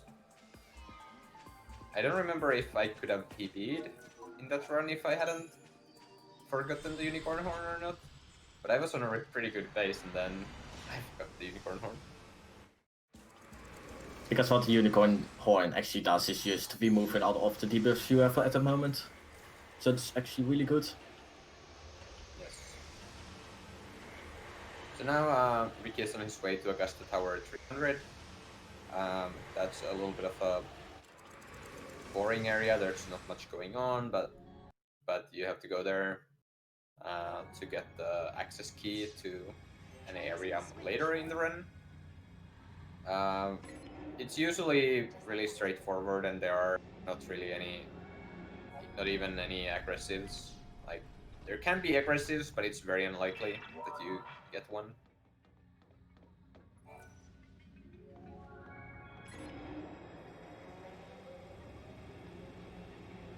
Opted to force something here because my step counter was getting kind of really high. Yeah. For when I do enter knockout step. Yeah. It's hard to believe that all of this is happening because of one person hacking into the system. I know, but it has to be. Maybe this is a paradox of some sort. I don't think that's enough. I have to squeeze myself into this corner so I only uncover those flans. Yeah, there are two sets of flans, and you can, if you are not careful, you might accidentally or reveal the wrong ones. It's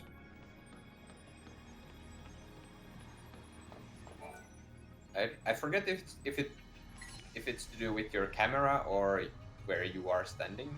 It's based off of nose position. Yeah. Also the camera. At a lot of instances when I was looking the other way and the other thing was revealed. Oh yeah, you have to look at the right flans, and you have to be closer to them if you have both of them on screen. That's how it is, I think. Yeah, it's kind of weird how it works, but yeah. But yeah, in Augusta Tower, Ricky has to rotate these rooms to form the right path.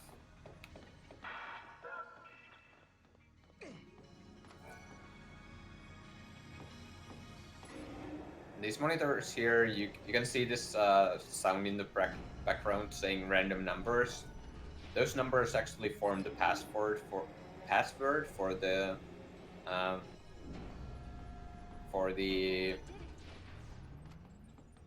end of the area. So Ricky has to pay attention to what numbers they are saying. So luckily enough, it is not random, so it's always fixed. Yeah, it's always the same number and always the same option.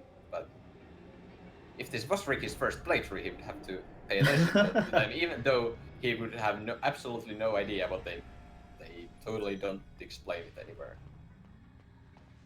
Also, fair advice to any of you out there working for big companies. You probably don't want to announce the passwords to your secret archives through the speaker system.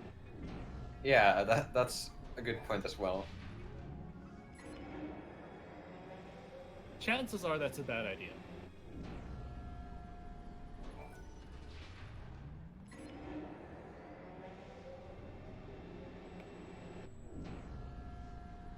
So Kanri is heading to Arcal Step, and hopefully he gets better luck with the Goblin Fragment fight than Ricky did. I could use better luck with things than Ricky. Actually, no. What am I hoping? What am I doing? I should not. You should cheer for me, Team Choco. I shouldn't wish good luck on Team Mog.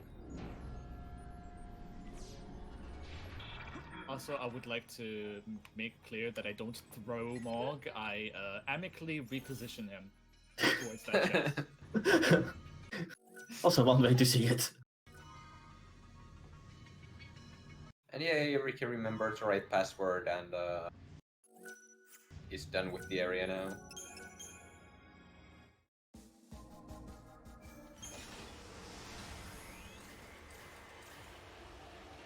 Then he goes to Ricyosma, or back to Ricyosma to open another gate with the artifact that he got earlier. And that will lead us forward, instead of just extra side places. Come back, Choco. Let's see how this fight goes for Kanri.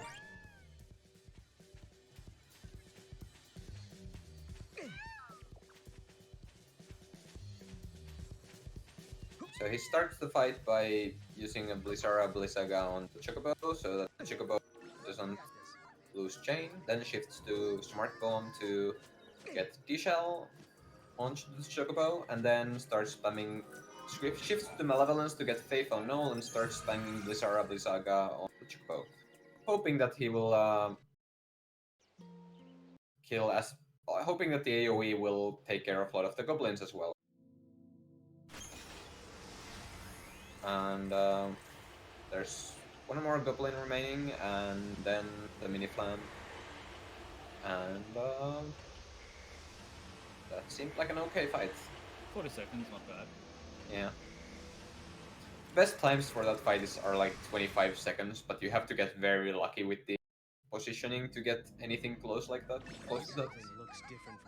You also have to use a very aggressive strat that just goes straight for staggering all the goblins. Yeah. And you just kind of have to hope that you don't lose chain on the Chocobo. while you do. Yeah. Yeah, Ricky grabbed a chest for potent chips and is now out of the Void Beyond and unlocks not only Academia but also the Casino Serendipity. We're going to spend our hour of our gales just doing slot machine. Yeah. So now Ricky has to get the lucky coin. And we see you all in 2 hours or something. Oh wait, never mind. This is not 160. But yes, Ricky has to go to Serendipity to talk to the Mystic, who will give you some fragment skills. And when you talk to her the first time, you gain 2 fragment skills, both of which are useful. The first one gives you the improved Mog throw, which means that whenever you throw Mog, even if you don't hit a chest or anything, you can still get something. And sometimes that something can be really good. And we'll get to that really soon. And the second one is the Haggler, which means that you will sell things for more money. So more money is good. And then he goes to Arc-Out Step to put that improved Mog throw to use. And that is the reason why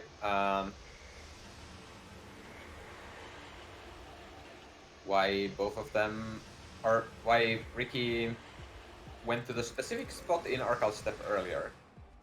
And speaking of Arc-Out Step, hey, we are both in Arc-Out Step. The race must be really close. Totally. Yeah. Now Ricky throws for that small patch of flowers in there and gets an item called Chichu. Item. Yes, it said item acquired, so what he really got was the monster crystal for Chichu, and Chichu is a very powerful commando monster that will be the main damage dealer for the rest of the run, pretty much. Let's be honest, that flower patch is basically the final boss of the game. It grows sentient seedlings that have the destructive force of several nuclear power plants. Pretty much. Basically.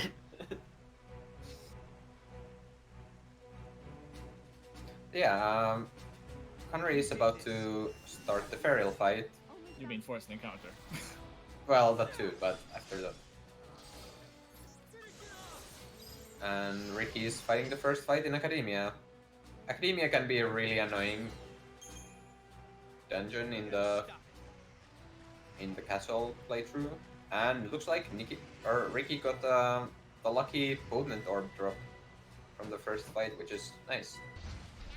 But yeah, Feral again, using Tridisaster to chain, but not quite stagger, because he does the big move, and you want to stagger before that. Kanri goes to aggression to be safe, to not let to get a little bit more stagger duration to make sure that he kills Feral in the first stagger, because if you don't, he will kill you. And then just come buffer Blizzara Blizzagas, and the fight should be good.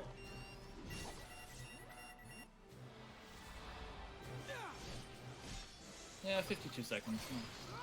Okay. It's fine. For this strat, pretty optimal. Yeah, that's threat is a little bit slower, but the safer.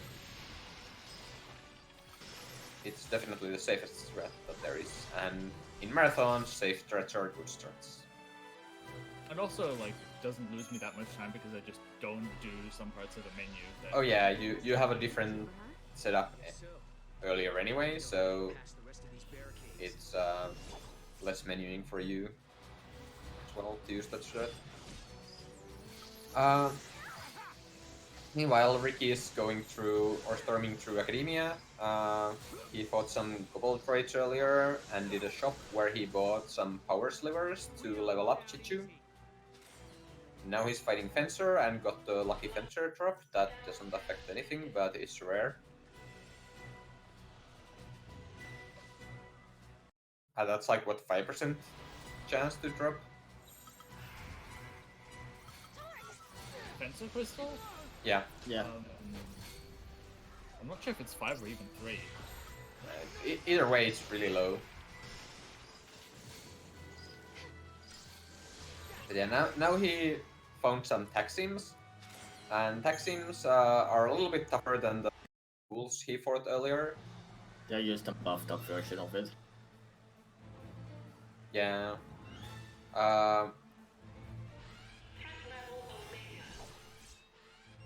They take a little bit more, so you buffer stuff to kill them. And Kanri is fighting Mutant Tomato. Spamming Arrow Ras to chain, gets Faith and D-Shell, and then continues with Arrow Ras until stagger. HP is getting a little bit low, but it should be good. Especially when Snow launches. Hey, Snow was actually useful for something. Yeah, then combo first Arrow Ras until fight is done. Again here, I lose like a couple of seconds due to not having Eroga, but I also don't have to menu for Eroga, so yeah, it evens itself out. Yeah, I think with Eroga it's a little bit more consistent, but I could be wrong.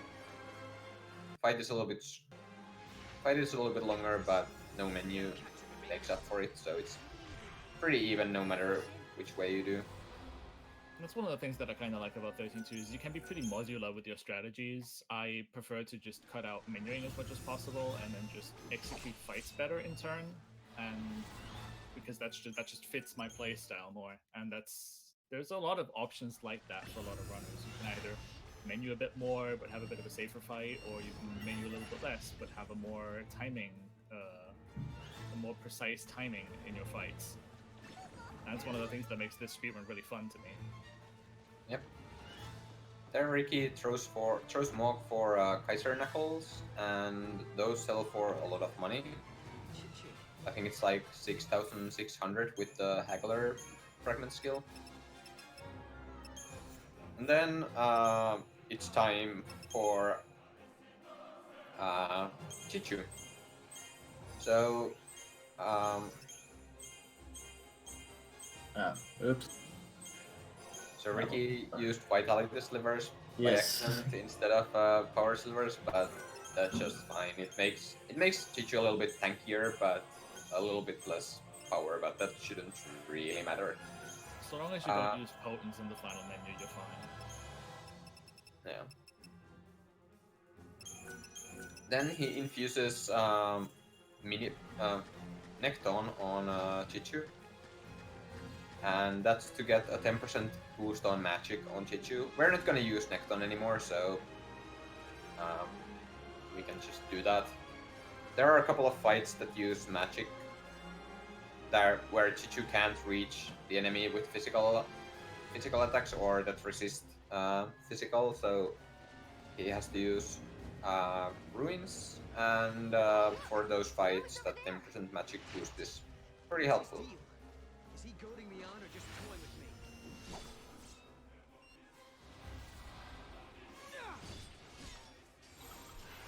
So then Ricky opts to fight this fight, and that's so he can use a quote-unquote shortcut to the next boss.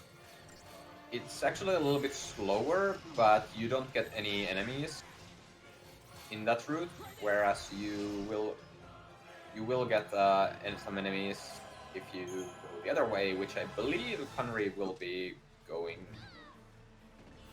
Of course, bad luck. Yeah, so we will see both routes. And Ricky got really unlucky and got another encounter there. That's bad. And now he has to fight another encounter. Okay, That's pretty rare to happen, but it sometimes does. That Magician's Mark throw is really sensitive. You have to actually throw Morg,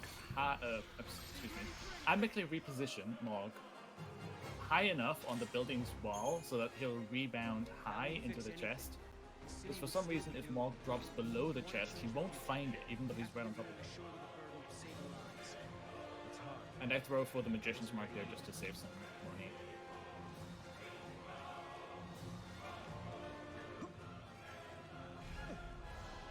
Yeah, you go to this area by jumping up and down the escalators the wrong way, and that way, and the game doesn't expect you to go there, so it doesn't spawn any enemies there, and that way you can We're getting closer to the gate. avoid the encounters. And now, Kanri is doing the puzzles in Erba, and so it's good time to focus on Ricky's fights here in Academia.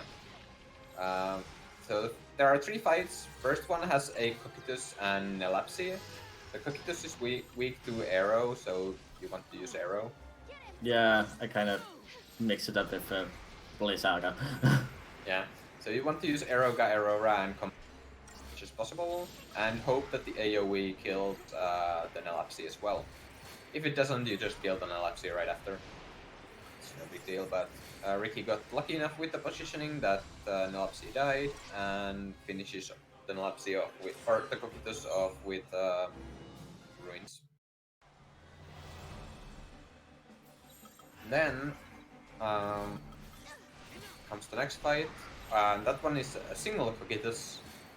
For whatever reason, they are in this order, but whatever. And they even give this a more dramatic music, even though this fight is easier than the previous one, but sure, whatever you say, game. But yeah, for this one, Ricky didn't D-shell the Cocytus because in the first fight he didn't D-shell the Cocytus because the Nelapsi was there, and the Nelapsi, Sarah will auto-target the Nelapsi and he would have to debuff the Nelapsi first, so it's not worth it. But the second fight, when there's a single Cocytus, it's better to debuff. And now Zenobia. So Zenobia starts the fight with spawning these tentacles and granting herself immunity. So you need to get rid of the tentacles first before you can hurt Zenobia. So what you want to do is you get rid of the tentacles, chain a little bit, then use Kahongase's Feral Link to get all the buffs. And then D-Shell and D-Protect Zenobia and Stagger. And then you want to keep Zenobia stun locked, especially towards the end of the fight. Because if when she's below, is it 30% HP? Yes, She will use defensive stance again. Oh my fuck! The fuck, Chichu! Why did you use movements? And Chichu was being a dumb little onion and decided to go for ruins and broke the stun lock, and then this happens, and I guess you get to see the reason why you don't want this to happen. You could have finished him off with a single chain and finished the fight in 5 seconds, or even less than that. But instead, Chichu decided that that's not a good idea, and now we are in this mess of tentacles. It's very unlucky timing. It's a combination of Chichu being mispositioned and Zenobia being at a specific point in his or her animations. The hitbox shifts, and Chichu will, at that particular moment where he starts his chain, not be able to reach the melee parts of Zenobia's hitbox. Always ever unfortunate when that happens. Yeah. So now, not only did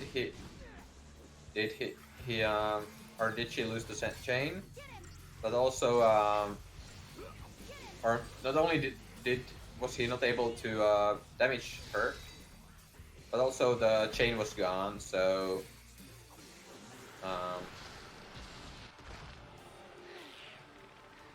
chain was also gone. So Ricky had to re-stagger Zenobia to finish her off. Yeah, it's just really unlucky, and it loses quite a lot of time. Because you do it basically again, but without the buffs.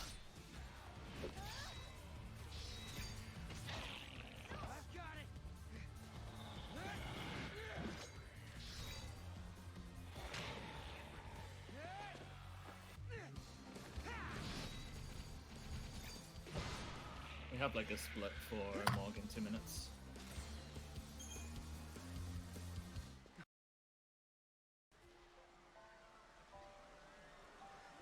Yeah, I totally forgot what even are the splits.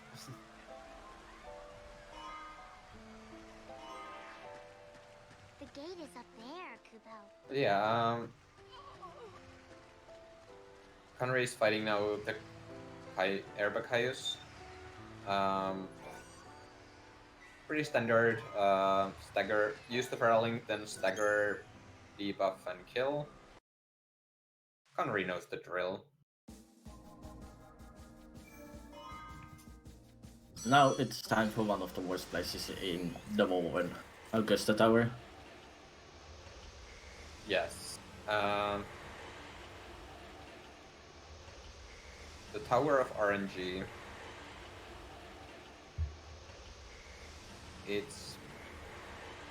It's really the worst area of the speedrun.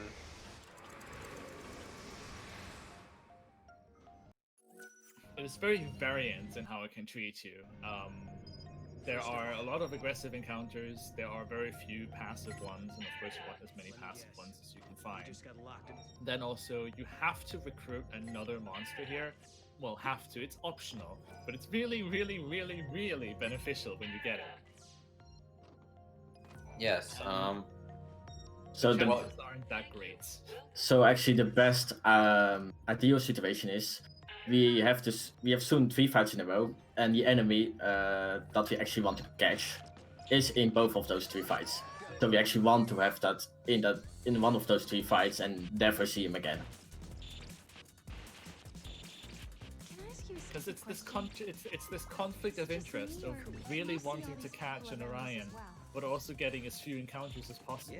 That really makes an optimal Augusta Tower 200 really rare. It's just that they have no presence. Yes. Like they're not. Like, I've been having really bad luck with adrenaline lately. So, oh nice, first try terminal for Ricky. So what? First try Necton, first try Gahongas, first try terminal, first try Orion? Question mark. Please no. Please yes.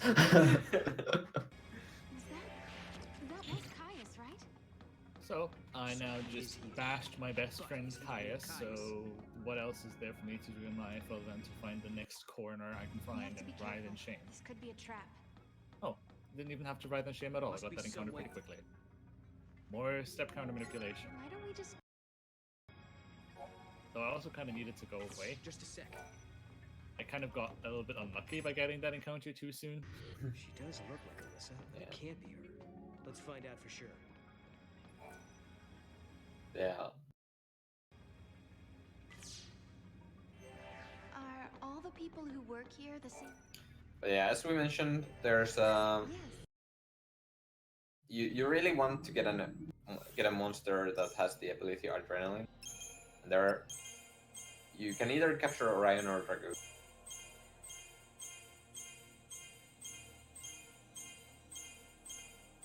And yeah, we'll see how it goes. And this menu,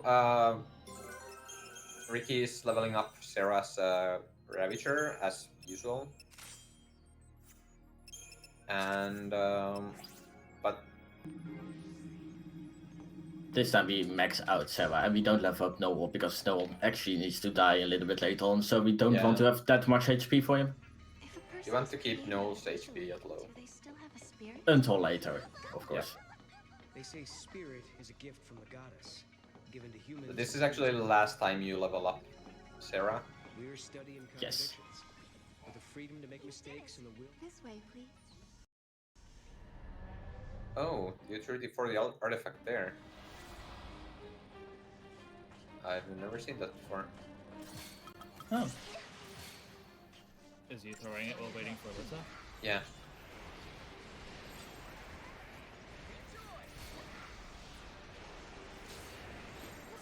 No first try Lion.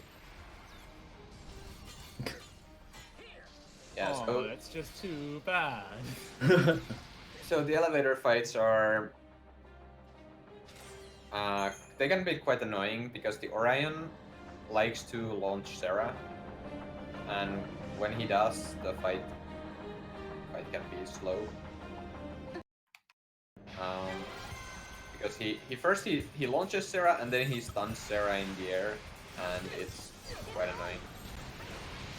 So the strat for the fights is to shift to Malevolence and then come buffer Firagas and hope to kill as many things as possible with the AoE.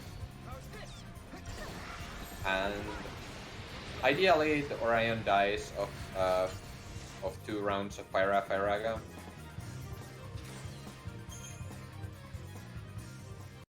But sometimes it's not the case.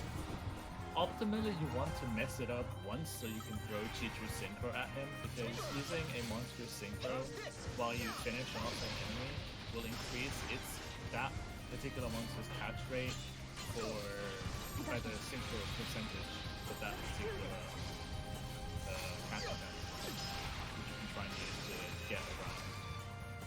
Yes, but it's pretty hard to do. No Orion. No Orion on the elevator. Yeah, no Orion. Now I would legitimately say that's too bad, but that would probably just not come across honest, so I'm not gonna bother. Though that is really unlucky. Because trying to get one on the floor is, again, it's just a conflict of interest. You probably wouldn't want to run into him to begin with, because the encounters are aggressive, and you'd rather avoid them if you can.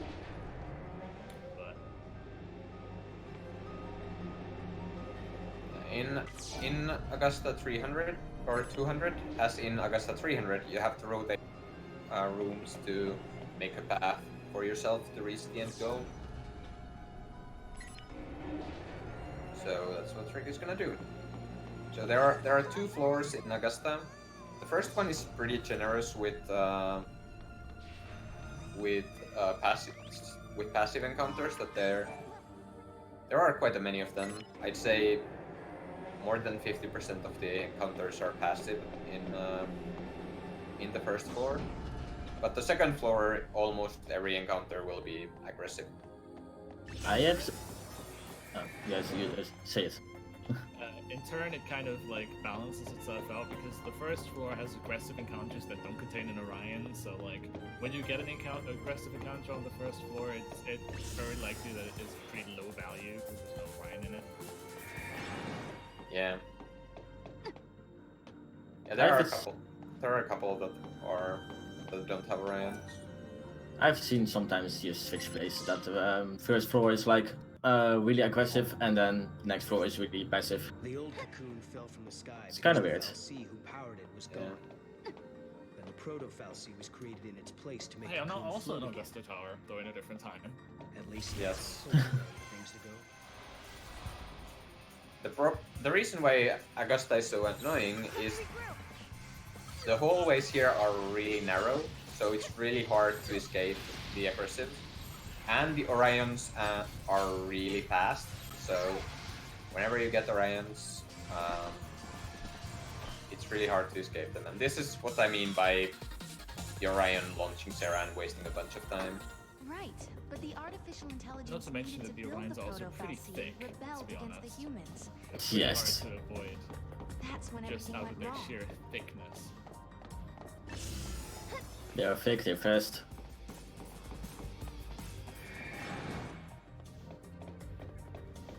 Yeah, 3 passives and 1 aggressive in the first floor is pretty typical, I would say.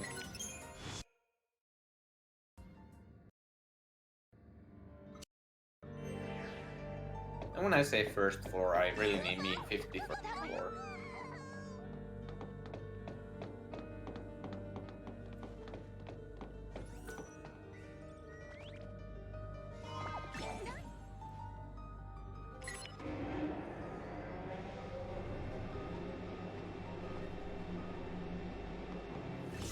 There we get through for the Magistral Crest that also sells for a lot of money, and the passive in 52nd. That's nice.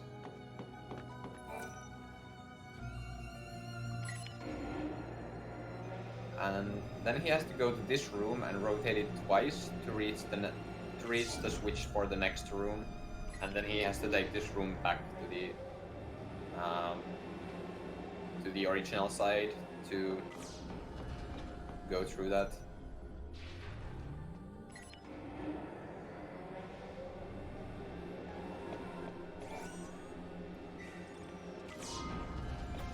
And he opts to go for the mana engine chest while the room was rotating to be a little bit more efficient on time.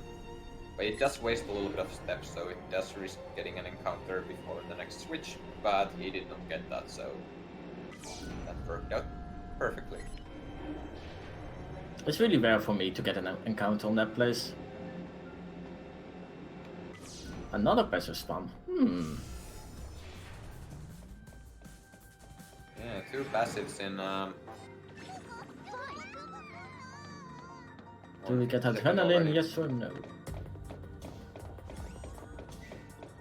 I might have to crux out here. Master Counter is really a bad spot for the switch.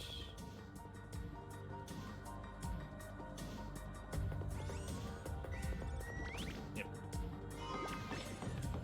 Nice. So here Ricky is not moving while throwing for this chest, because if he gets an encounter while Mog is far away, he will gain an... He will get in... The Mog log will go down really fast and he will most likely get into an encounter. But there he was able to avoid an aggressive encounter, which is really nice. This has been a really good Augusta so far. very top. Yep, it is. I secretly hope I still get adrenaline, but that's just nah. Someone who looks and talks a lot like Caius. Yeah. It's of course faster to just not farm for it, of course. You can't have everything. Here's an encounter with 2 Orions, so 2 chances for adrenaline.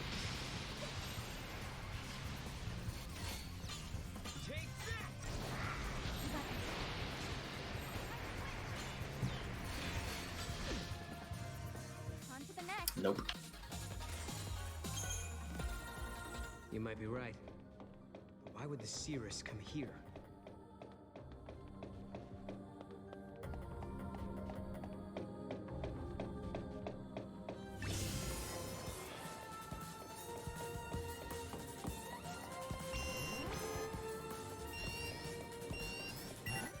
It's been a long time I did actually a no adrenaline run. Wow. Another aggressive he was able to avoid, so that was a really good Augusta. Like, I think 2 encounters in total? Yeah, 2. Only 2 encounters in total, that's super good. Augusta. Like, my PB has one of those kinds of Augustas, and I always lose my PB.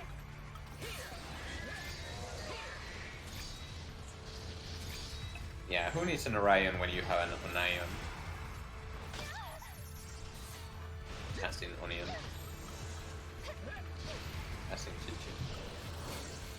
True, Chichu. Good boy.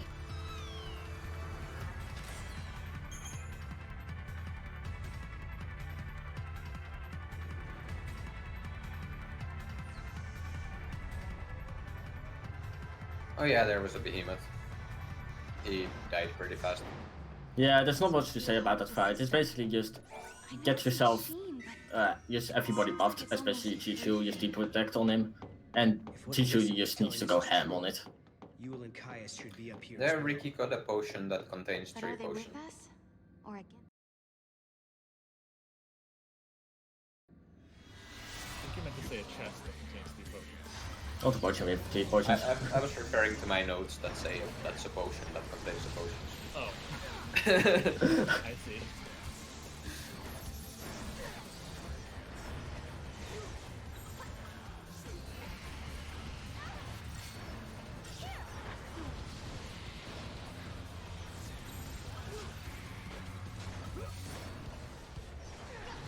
Yeah, Adam.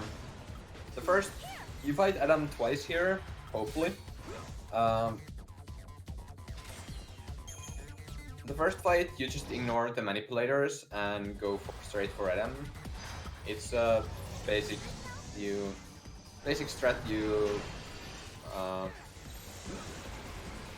debuff or chain and debuff and kill, and then the second fight, you actually throw a lever scope at the start of the fight, and then kill the manipulators.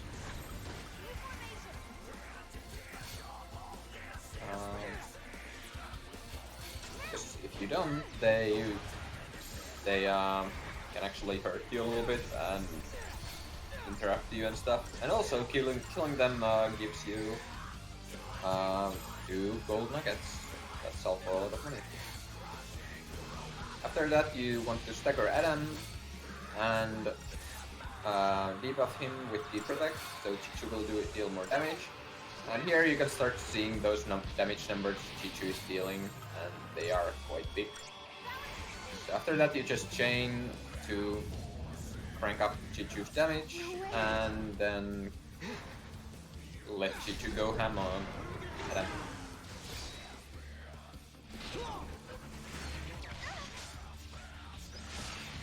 Meanwhile, Kanri picked up the fragment skills from Serendipity and is on his way to Cult Step to get his Chichu.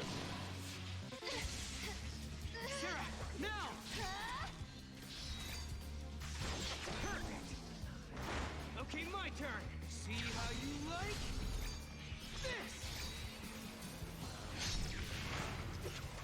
Time for you to go away. If you position yourself right in front of the flowers, you can actually amicably be positioned more while the load screen is fading.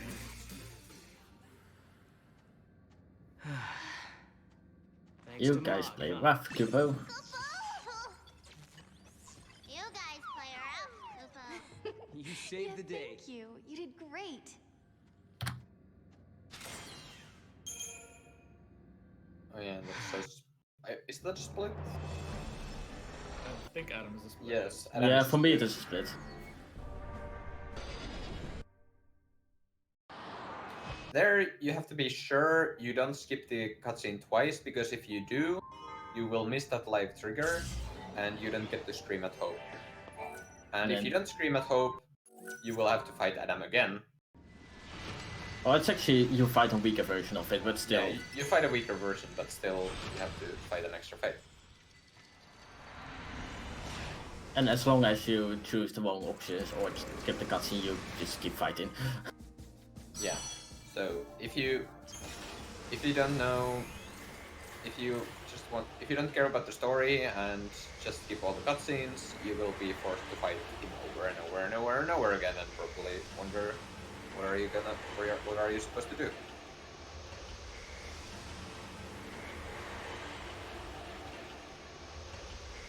Now we're going back to Academia 400 AF before continuing, because we need to open another optional gate to get in the last Graviton core. Yeah, now is the time that we actually need to craft, but Ricky only has 3, so Ricky needs to go and craft the remaining 2. One of them is conveniently here at Academia, and the other one is in the area that you can reach from Academia by opening a gate. So yeah, we are both at Academia 400, so the race must be close again.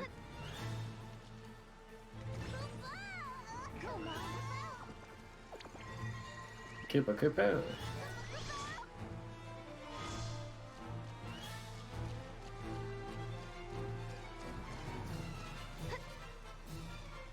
So does Ricky go down the escalator or not? Yes. Yes. Okay, I don't go down the escalator. Yeah, so we are gonna see the different route. Or a different route. And I got an extra encounter, that's pretty unlucky. Right before the gate. Yeah, I don't even remember the last time I didn't get that encounter. Like, it's been a while. I might be doing something wrong. I got really unlucky that Ghoul just decided to just sprint away from the tax sim as soon as the fight began. So we have to waste a little bit of time killing that. Yeah, so Ricky got the encounter with 5 Nelapses, but that's not gonna be a problem after Augusta.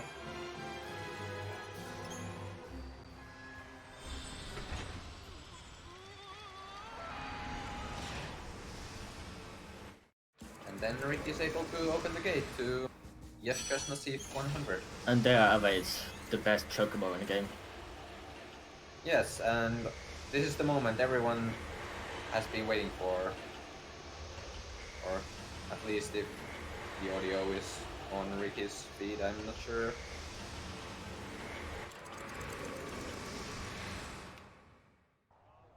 But yes, it is time. To ride in Chocobo. So, who in the chat thinks Ricky can ride this Chocobo?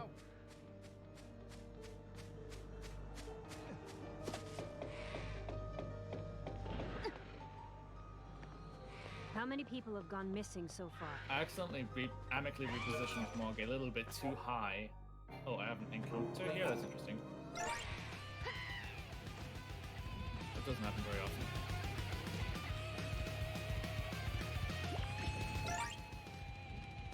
So what you can do when you amicably misplace Mog is that you can change your party leader and then Mog comes back immediately, and then you can go amicably reposition him again.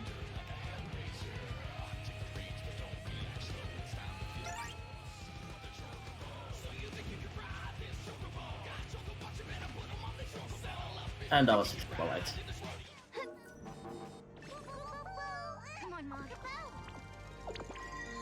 Now we get the last Graviton Core, and now we're going to proceed with the story. Yes, so you have to be really careful not to accidentally spend that last bit of Glycerine. Yeah, it's like really close on using it or not, so yeah. If you raise it, it's just you need to walk a little bit and it's just slower. Right. If your movement is bad, you will lose the Graviton Core, and then you will have to run to the gate in Academia Vortex for the last Choco raid of the game.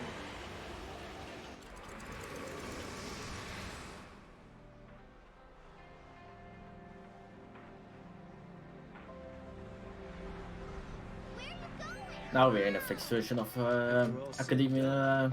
You handled the Proto-Fal'Cie pretty well.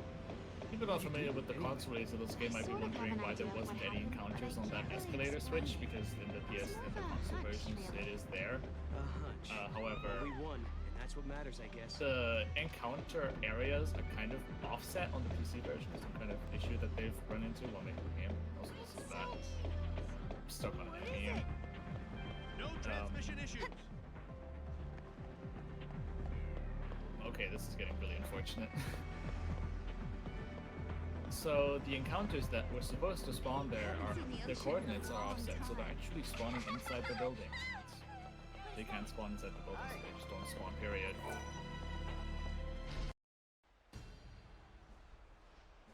Normally this doesn't go this bad, I just had a really bad enemy position. Normally you retry once or twice, and you can just run down this path. Great! If you get really lucky, you can actually retry an encounter, and then the enemies all spawn so far away from you that you actually can just get away from them without having to fight any encounters here.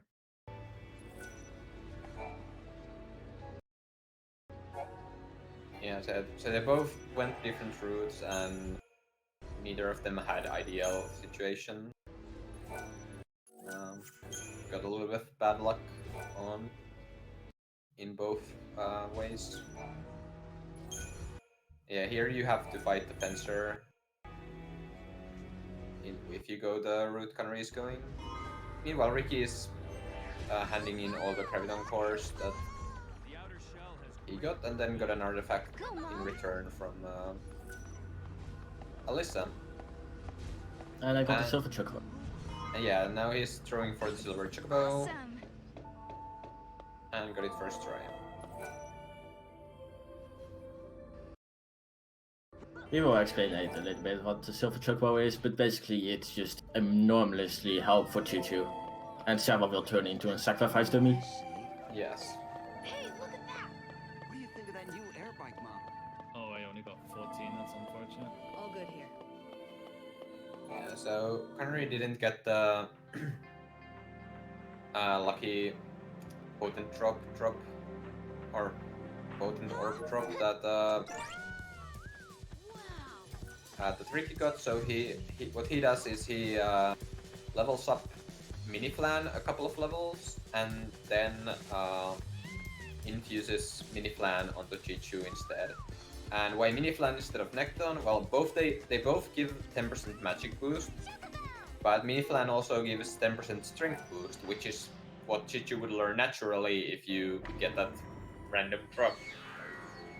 And that 10% boost is pretty nice to have, so that's why it's better to just to get it earlier.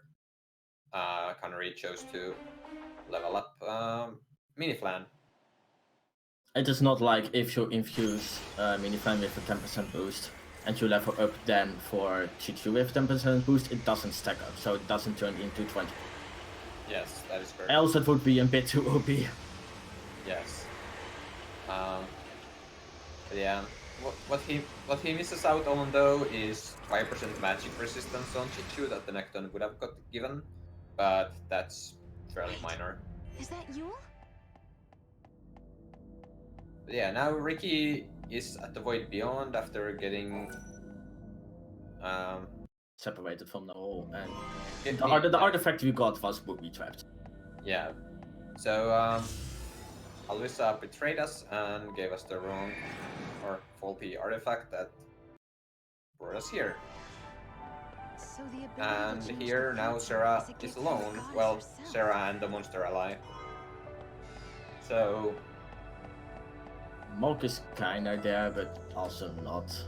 yeah, you can't. It's kind of weird. You can't Moogle reveal or throw Mog right now.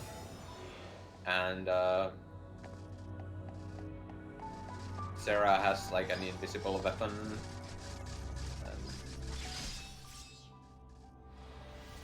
And this encounter is a little bit bad. They're Nectons. So I got a Necton. they're just Nectons, very low enemies, very low level enemies, and yeah. Another Necton!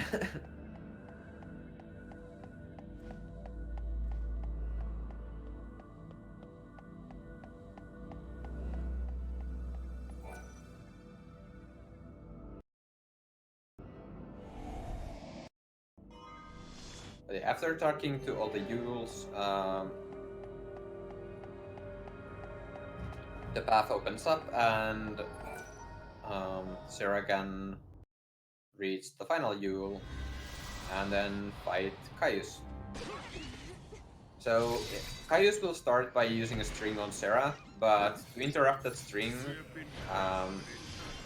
Ricky actually uses a Chichu's Feralink Meteorite, and that will interrupt them. Then he uses Slash and Burn to get a little bit of chaining. And because he does not have adrenaline, this fight's scary. And yeah, looks like he actually died. Because he without adrenaline, so what adrenaline does is it gives you a boost. Is it 20% boost? I'm not sure if it's 20 or 30. It's 20 or 30% strength in magic if your health is green. Yeah, so as long as his health is green, it gives the boost, but now that he doesn't have adrenaline, it doesn't matter what health Chichu is. But anyway, that damage boost is enough to not kill Caius fast enough, and Caius will get the big attack off. And to prevent that, you need to have Sarah in Sentinel. This is a really bad fight because Caius has too much lives and a death gun. That sucks. Oh, that's not great. Get a mode bots in this place. Yeah, what I do is I go to Sentinel. Like after the first string in Slash and Burn, I go to Sentinel. To not get that much damage from the initial string of Caius.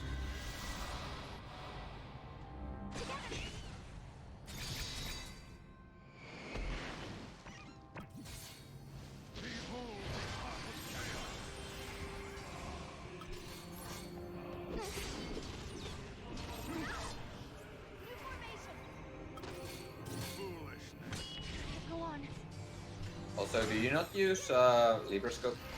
I did. Or did I? No, I didn't. At least in this fight you didn't.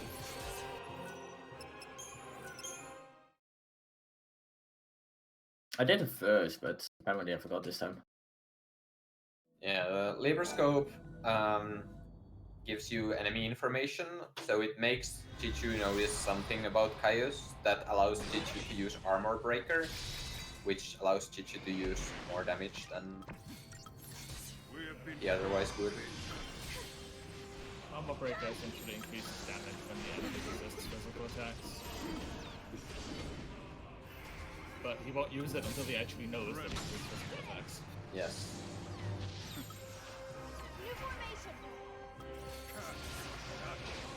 Okay, thank you. I don't wasted a lot of time. To live is without meaning. That was a much better looking fight, or that's how it's supposed to go. I also got first fight time. Nice.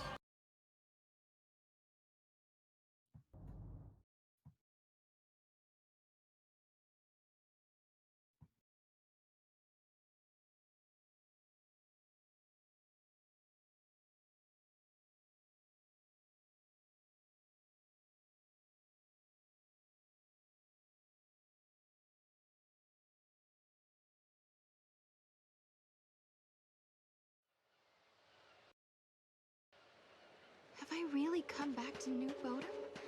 Or is this just part of a dream? So Ricky Sarah is thrown into a dream world. Everyone is acting kind of strange. Yeah, we got kind of stepped back tires and just been in a dream world. Yeah. So she needs to figure out a way to get out of there. Is this a dream world? Am I trapped? Am I the only one here?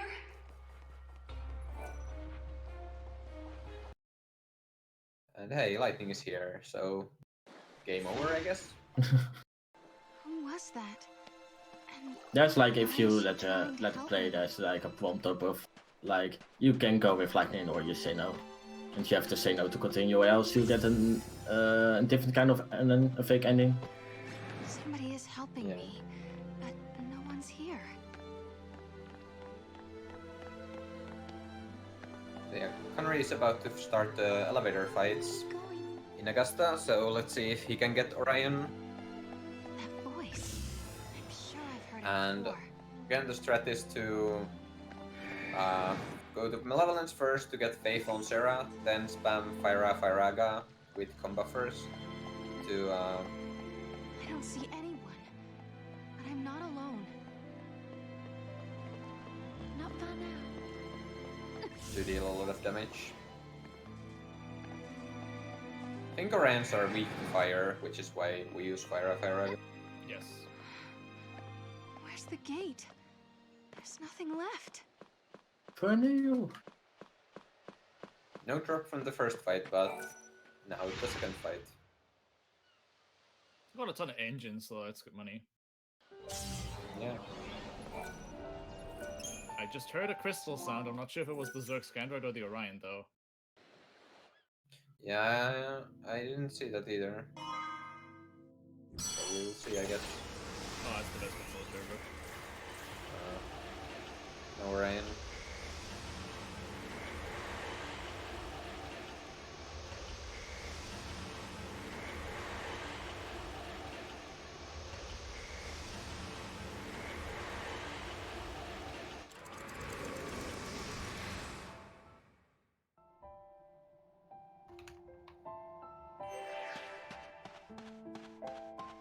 I accidentally whiffed the command for Chichu. Whoops. Yeah.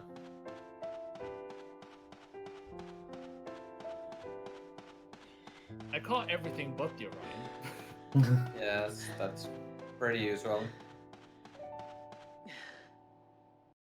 So now we are This in place Noble Dream World. must be an old It's dream at world. the end of time because that's where you lived. Everything is just dusty and cold. And everybody's dying. So lovely dream. Yeah, it looks like a cozy place. Or not.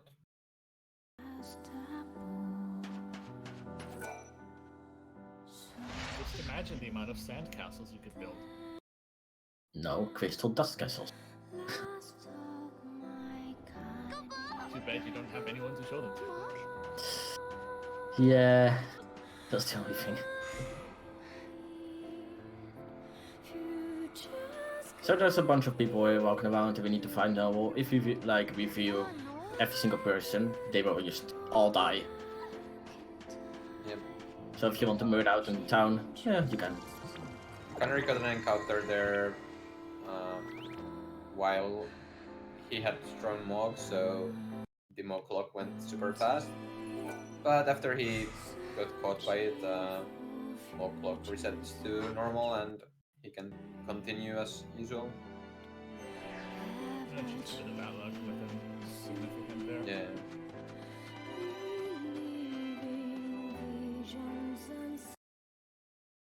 I actually kind of want this passive to follow me around for just long enough where I can get to the switch without spawning anything else.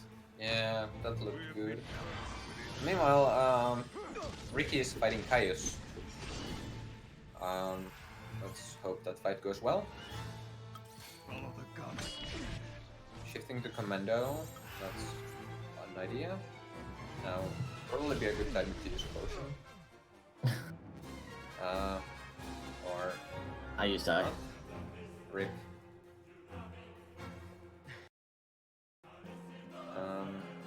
Okay.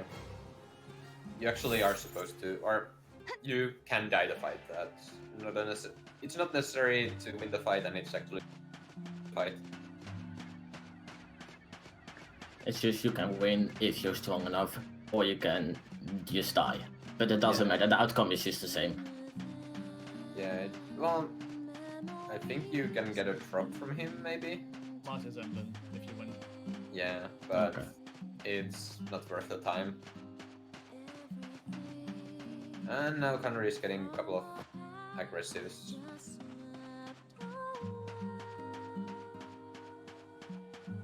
Let's go for Ryan. Nope.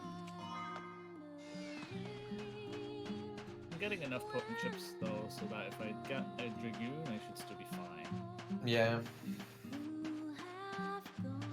That's the one thing. Dragoons can also give adrenaline to a mob, but the material cost is much higher, so you actually need a bunch of drops to be able to afford that without sacrificing Gil. And Gil is important in the end game, let's just put it that way. Yeah, especially in Kanri's route where he is keeping a lot of chests. That's a very bad place for that spawn, but luckily it was passive.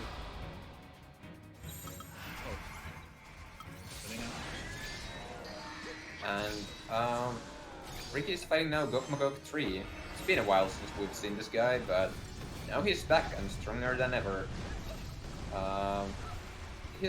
This fight is a little bit weird and it can go a lot of ways. Sometimes he just decides to kill you, sometimes he doesn't do anything.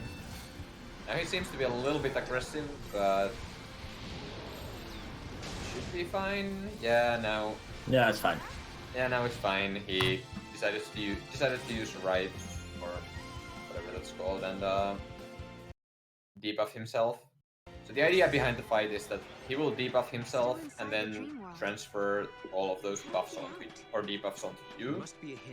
But he doesn't live long enough to do that, so it's something you don't have to worry about. But if he decides to not debuff himself, then he can actually be scary. I caught a Dragoon. Oh, nice. So we have at least one adrenaline. Now think about it, I didn't saw a single Dragoon in Augusta. I saw some Dragoons, but you despawned them. Oh, okay.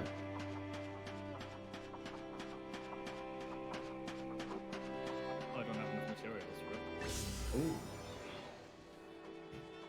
Never mind, I guess I haven't gotten enough potent chips yet. Oh.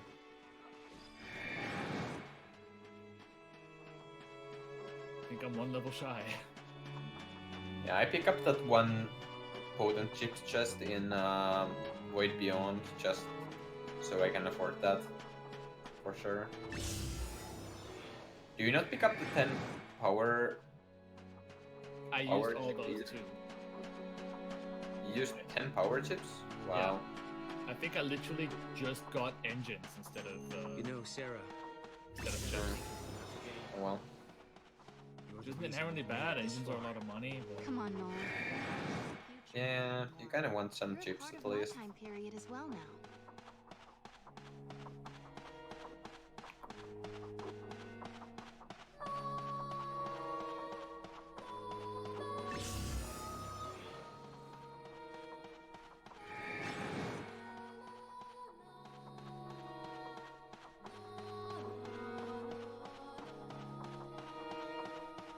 Well, let's hope this one drops some.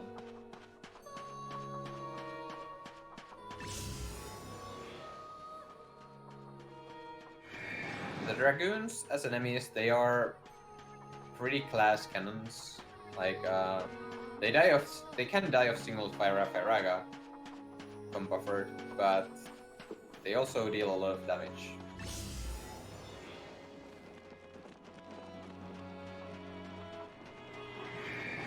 And that was enough for adrenaline.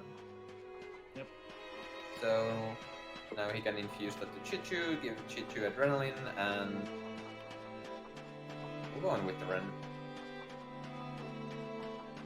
I'm going to have to wait a little bit here because it hasn't been that long since it has been a while since I got the last Yeah. One at a time here. I would have probably waited for the thrown for that chest on the way back. We need to talk. That situation, but We need to well. talk. I tried to grab the other chest if I happen to get a good pattern where I can, especially now that I had to use all those power chips. Oh yeah.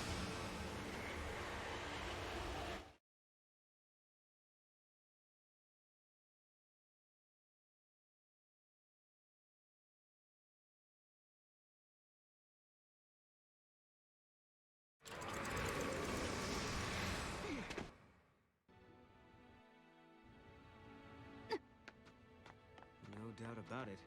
This is your village. But the time period is as far into the future after mankind is gone. This can't be the fate the world is moving towards. Okay, it's kind of unlucky.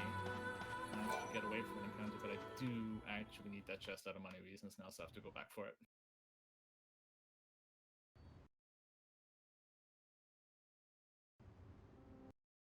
I got an encounter that spawned right on top of me before he cashed it in.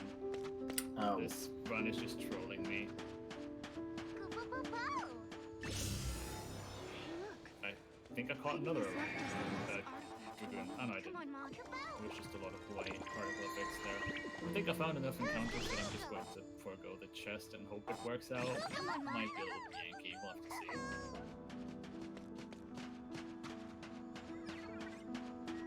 So yeah, 8 aggressives, I think.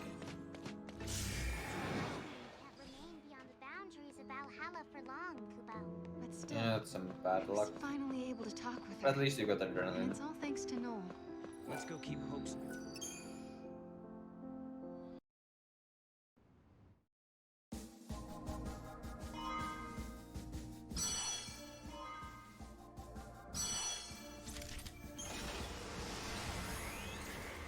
So now we unlock the last area of the game, but first we're going to Serendipity to pick up the last few fragment skills.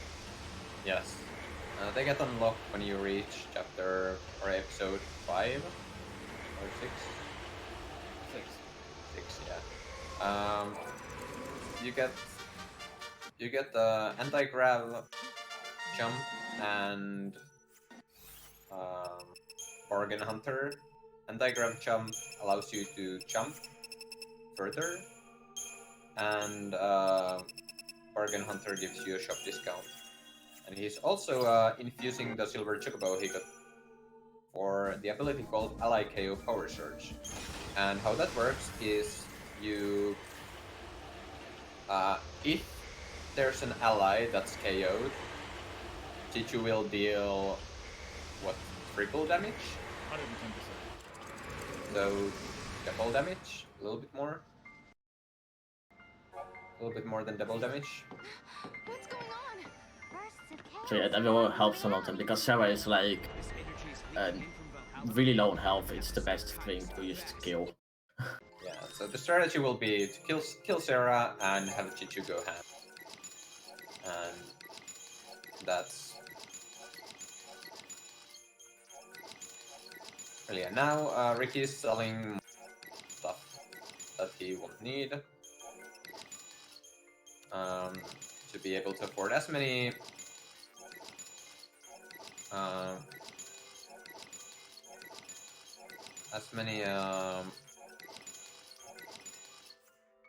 monster materials as he can.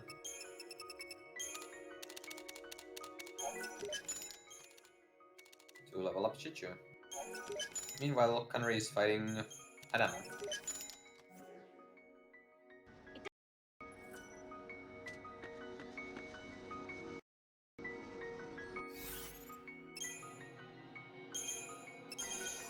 So because the developers of this game thought, oh wait, we need to make the game a bit harder, they decided to give a lot of attack to the enemies.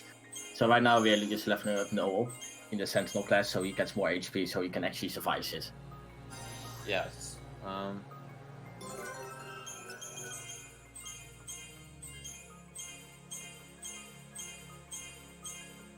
So Ricky is leveling up Noel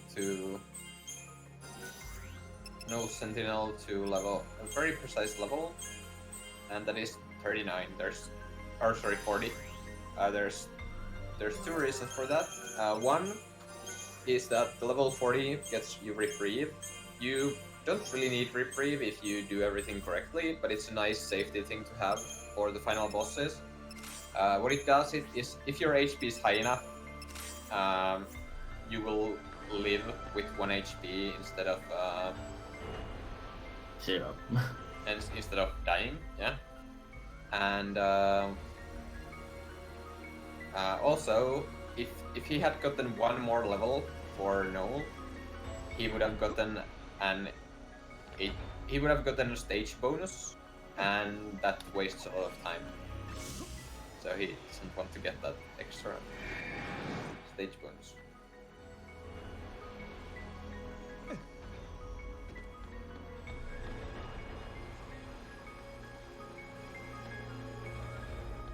Ah, Yeoman. Yeah, those enemies that I just encountered you don't want to. Those are the most annoying ones. Yeah, the Yeoman, there's a lot of them and they are pretty fast. And they can definitely catch you like that if they spawn. They're the only aggressive encounter in Academia 500.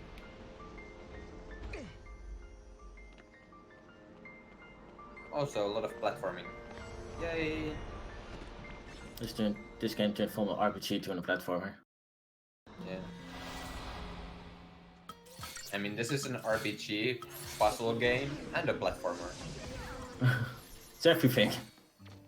So, but yeah, now the Bacchus twins probably, or at least it's one of the most annoying fights in the run. There's two bosses and they can hit hard. So the strategy is to chain. You want to kill one of them, and you want to have Sarah debuff both of them with D-Protect. And then you want Sarah to get killed for the ally KO power surge, which she did.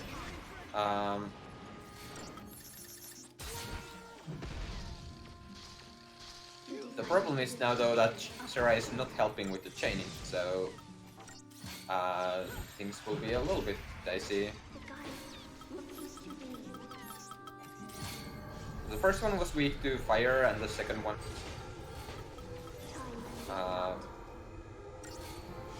so what happens is that after the one dies, the other one does a little bit of... Oh, that's so close. The other one does a couple of actions and then uses a move called Split. And what Split does, it revives the other one with the same HP that the one using the Split has when he starts charging for the Split. Okay. And or not charging for it, but when he starts, the animation starts. Oh, nice. And yeah, then you have to kill the one. If he gets the Split off, then you have to kill the other one again. And did you get how many Scarletites? 2. So I'm fine with you. That's good. So there's a 90% chance to get an Scarletite from each. So a total of 81% chance to get 2 Scarletites. And Scarletites sell for a lot of money, so if you get 2 of them, you're good. But if you only get 1 Scarletite, then money is really tight. And if you get 0 Scarletites, which is very, very rare, then, well, good luck. Oh, this woman! I might be screwed here, actually. This woman pushed the Chocobo away, so... Oh yeah, you might have to dismount early. Ooh.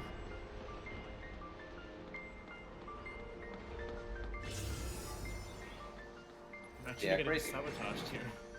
Crazy Chocobo hype! Except you can't hear it since my audio isn't on. Yeah, but still. We can only imagine it.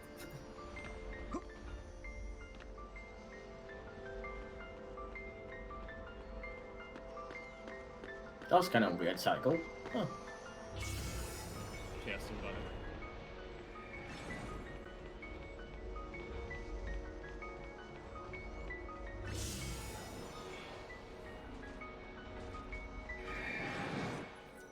So in this area, if you fail the platforming, you will fall, and you will have to. You will go back to your last checkpoint, and you get checkpoint after beating the Pagas twins, and you get a free checkpoint after reaching the final platform. And Ricky just missed the cycle there, but oh well. Yeah, so now we are just waiting on a moving stair. Yeah, so he's on the staircase that's rotating around, and he can't really make the jump. Even with the anti-gravity jump, we cannot make it too far. Yeah, it's too far. He has to wait, but it's okay because he has to wait for anyways. Just maybe cuts down. I don't know actually. It's a wait. It wastes a little bit of time, but well. Sadly, I have to wait again. Better than falling. Yeah, that's indeed true. If you fall down, it's really bad, and you need to start all over again. There's also packed war statues in various places that serve as manual checkpoints that you can activate. Yeah, you have to activate them, and they cost time.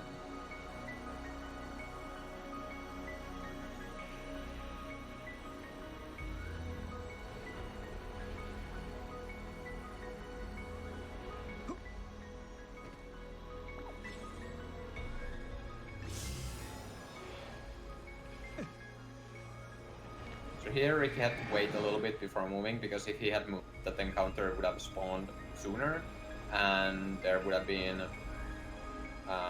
he would have had to stay on the he would have had to wait for the platform to rotate while he was while the encounter is there, and then there's a chance that they will start moving and catch him, especially if it's an aggressive. Yeah, now Ricky is fighting up Kalu. You actually don't have to win this fight, but if you don't, you have to be really fast and get the switch before Kalu respawns, because he will spawn really fast.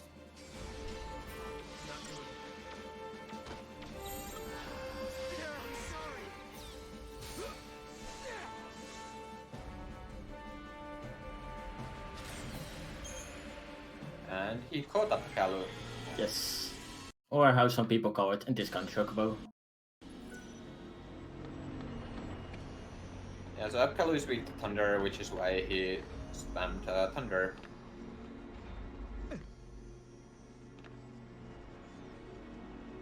It's also to provide a little bit of chain.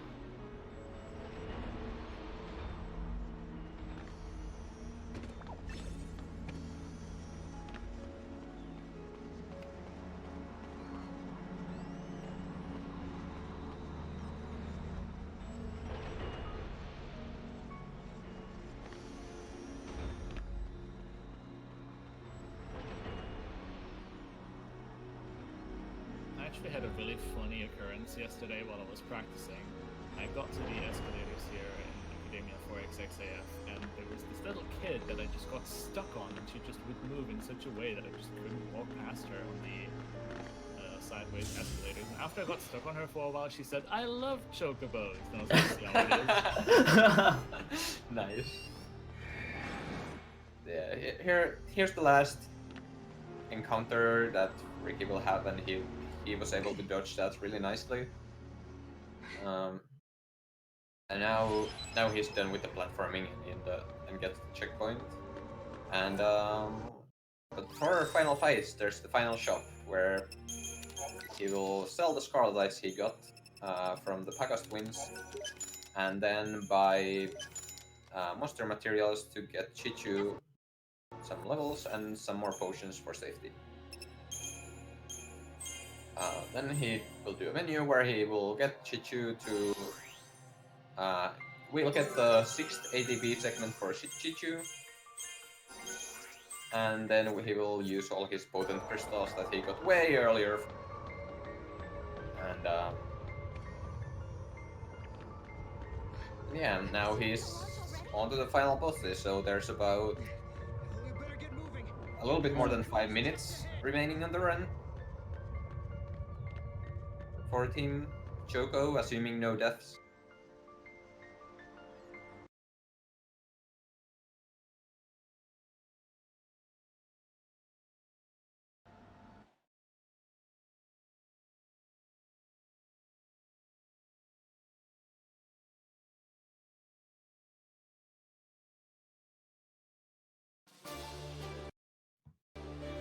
Yeah, first fight is Chaos Bahamut.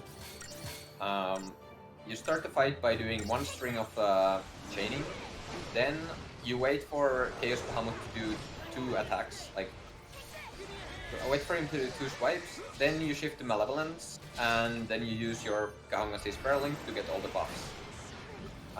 Then you quickly shift back so Kahungas doesn't get hit, because he has way less HP than Chichu. You use a couple of potions to be safe, and let Chichu go ham with ruins while trying to give a little bit boost with some chaining. Chaos Bahamut. Then Chaos Bahamut changes forms and uses a move called Mega Flare.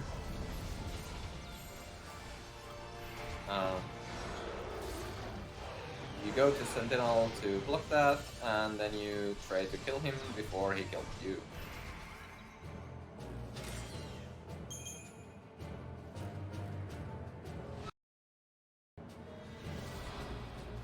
Then to Deck Caius. On Deck Caius, you instantly shift to Relentless, so Sarah gets a spell off before she gets stunned. Then you use some spells and let Sarah die. Fortunately, Caius automatically Sarah here, so that works nicely with the ally KO Power Surge. Without Adrenaline though, you don't get the kill as fast as you would with Adrenaline, so you lose a little bit of time here, but that's just something you have to deal with when you don't have Adrenaline.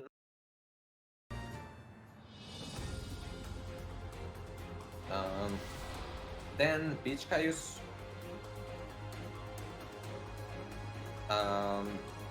Here you start the fight with Auroras, but you wait a little bit for Sarah to start actually casting, because the first spell initiates the chain and doesn't increase the chain, so you want the Aurora to be the one initiating the chain. Then you shift to Sentinel, so Sarah will provoke Caius, so that in hopes for Caius to kill Sarah.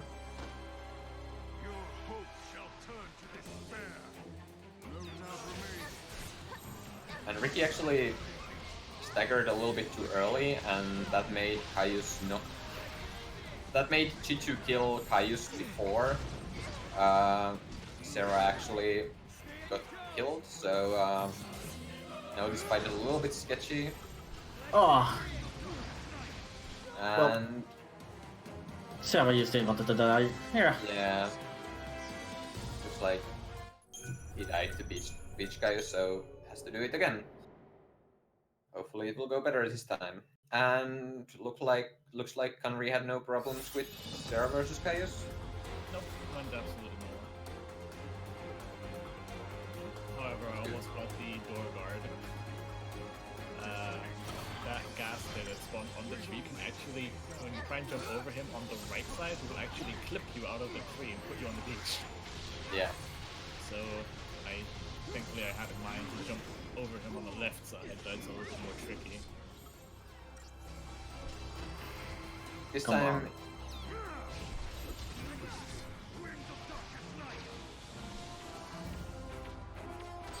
he shifted out of Sentinel a little bit too soon, and then Caius switched targets.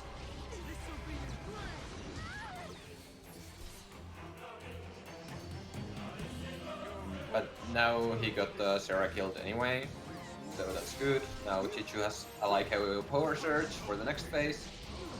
I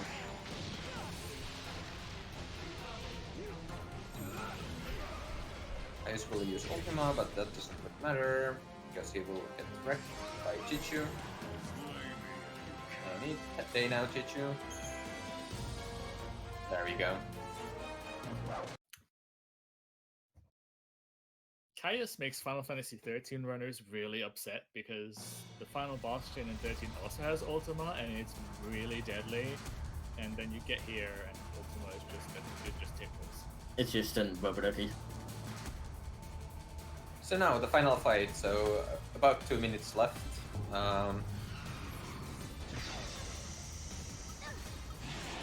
You start the fight with Lever Scope. There's 3 enemies: Garnet Bahamut, Amber Bahamut, and Shed Bahamut.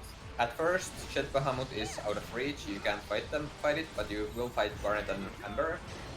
So Garnet, you start with Garnet. Garnet is weak to magic attacks and Arrow and Blizzard. So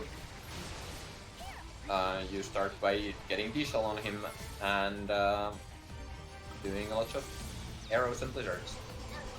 And he can also hurt. So you want to keep your HP up. So once he's staggered, then you can use a little bit of raw spells, because they deal more damage when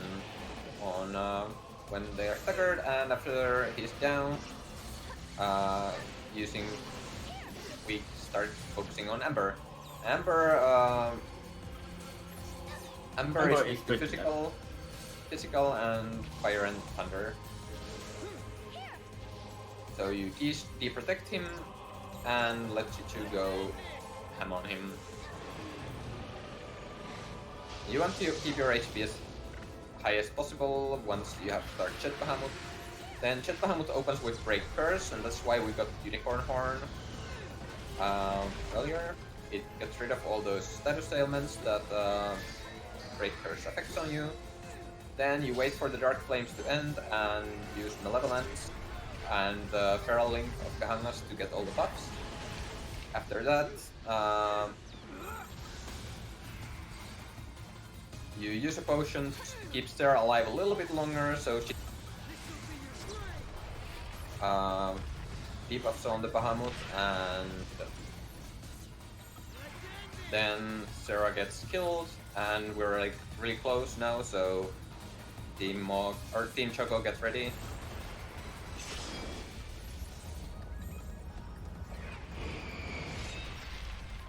Three, 2, 1, GG. GG, that's time. So GG, Ricky. Go team, Choco. go Team Choco. So that was a very good run by Ricky.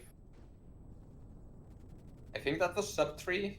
Yeah, it was 253. 253. What's your PB? 251. I screwed my PB it on was really close. Oh, I was 2 minutes ahead at Adam, but I screwed it at Chichu vs. Caius. Yeah. Yeah, that was a really good run. Yep, it indeed was. And yeah, now we're at Church of Cerberus, so do you guys want to introduce yourselves? Yeah, sure. I'm sure we'll be going back and forth the next half hour. So yeah, I'm Skate for a living. I'll be doing the commentary for Dirge today. On Team Choco, we're gonna have Gotsu come back from Poland, and then on Team Mog later, we're gonna have NT1 Evolution from the US. And yeah, we can definitely be going back and forth on the commentary. There's only just a few things to know about the game to start anyway. It's a third-person shooter. It ends up being a sequel to the original Final Fantasy VII. As far as I know, really the only shooter in the Final Fantasy series. They definitely tried something new on this one, but still tied it to the popular FF7 series, following Vincent's story. And yeah, I guess the one thing you'll notice right off the bat is the way that Gotsu is moving. he, instead of just walking, is slide dashing. So he'll slide and then jump. And get used to that, because you're going to see it for the next hour and 40 minutes. If you're hearing repetitive hells, that's why. And that slide dash actually serves two purposes. Aside from going faster, if you actually slide in the direction of bullets, it can deflect, and you'll see like blue sparks when that happens properly. That's right. Yeah, and then similar to almost every Final Fantasy, you have limit breaks, just like in your turn-based versions of the games, but it works a little bit different, obviously, since it's a shooter. You turn into Vincent's limit from the original Final Fantasy VII, I believe, where he becomes a beast and just kind of goes ham, becomes more of a melee fest instead of shooting. For that little bit of time, it's kind of a limited time use.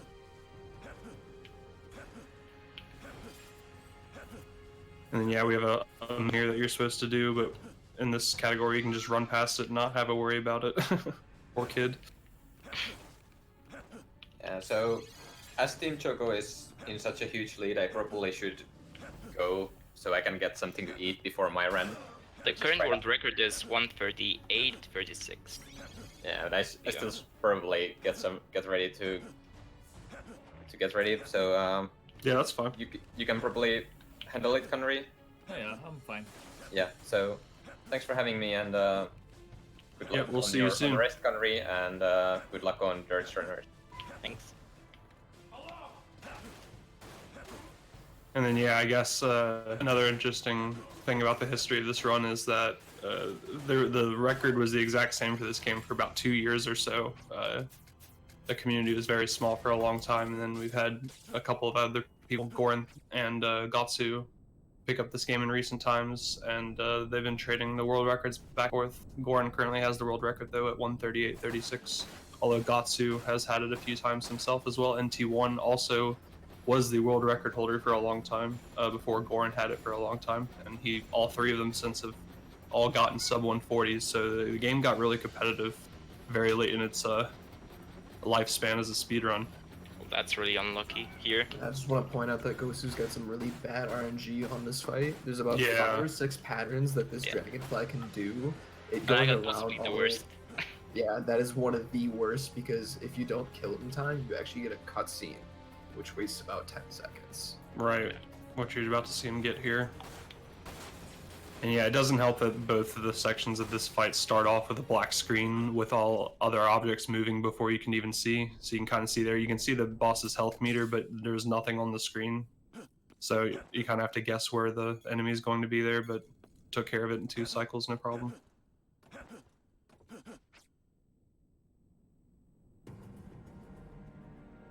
You can see there another example of the game kind of being loaded, but not the visual assets.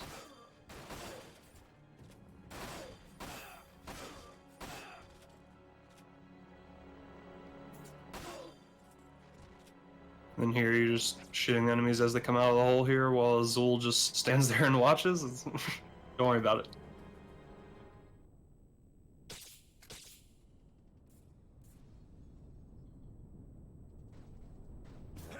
Yeah, we had a Crisis Core Final Fantasy VII featured as the first run this marathon this weekend, and that was a prequel to Final Fantasy VII. This game is a sequel to Final Fantasy VII. Takes place, I believe, 3 years after the events of Final Fantasy VII.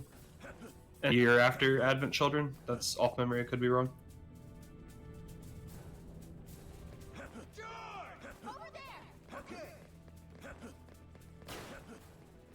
And so yes, this is a third-person shooter, so we don't necessarily have swords and magic necessarily to upgrade, but something similar. We can put materia, just like on all the other Final Fantasies, we can put materia into the gun, so you can shoot fire or blizzard or whatever you'd like.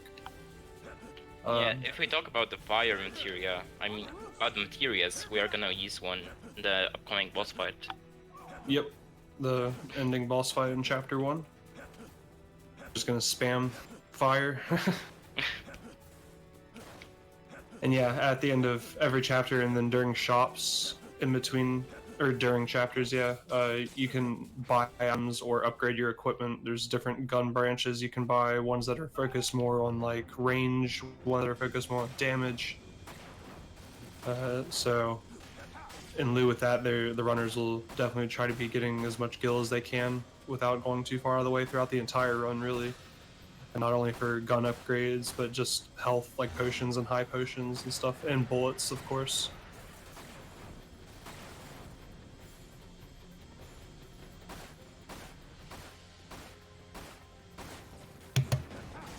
Yeah, see here, each enemy has like a hot spot where you can hit them and do the most damage. And it's very nice 2-cycle there, and you'll see before the fight ends, he's going to be trying to getting as many items as he can from these boxes before the screen fades out. Looks like he got some bullets and a high potion, might be able to get that limit breaker, but looks like he missed it. I don't think that's too important. You grab the limit breaker. Oh, okay. You walk left. Okay, awesome. The limit breakers are very strict in this route. Limit breakers are very important for a couple key bosses. And if we don't have all the ones that are specific spots, we either have to go really out of our way or take a very slow strat for certain bosses. Yeah,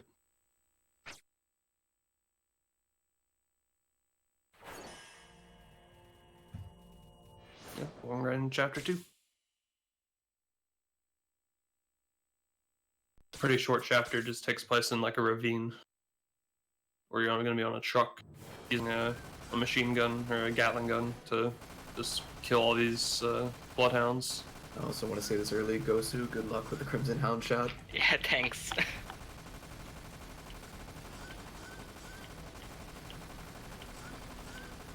Yeah, I guess that's coming up in a second. But yeah, so, I mentioned, go ahead. I was gonna say, while this is a pretty hardcore railroad section, do you want to go ahead and explain what chain shots are? Right, so you can see the more and more he is shooting the hounds, he's building up something called chain. And it's similar to like, maybe in like Nier, where when you're, the more combos you do, the more damage you do with all your other attacks. So he's gonna try to be building this chain here as much as he can, and hopefully carrying it into the mini boss fight. I believe that's still what the strat is. And hopefully getting rid of the boss really quick before the chain goes down and you're having to do normal damage again.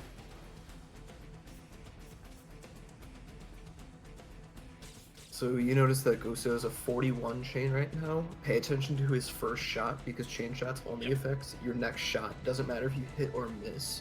Right. It'll probably do about 2,000 damage to this upcoming hound, which is not possible without a chain shot.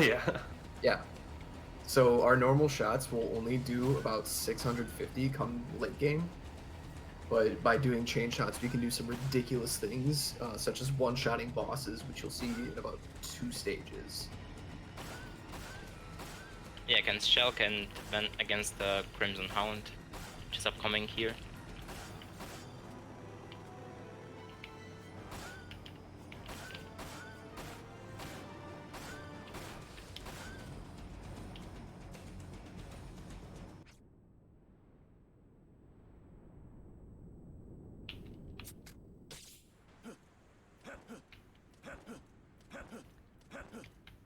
Meanwhile, so let's hope that I'm not gonna miss the shot. Yeah, so this is gonna be the mid-boss of this very small chapter. The enemy's gonna stand on top of a small plateau, and we're just gonna hope that our shots are precise enough to hit him in the head. Which, yeah, first shot's really good there, but he got hit, but he got most of the damage he needed to get done out of that one shot carrying the chain. So, not too much harm done. He's gonna pick up a card key and thunder materia. Do you all sell the thunder materia, or do you all use it? Yeah, just for a little bit of extra money. It's 700. Yeah. And if you're curious why we keep saying, good luck for these shots, let's hope the shots place. There are 3 separate shooting settings for this game. You have manual, which is completely, like keyboard, mouse, manual. You have semi-auto and automatic. Gosu and I use automatic, so we're kind of at the whim of the game's system shooting for us.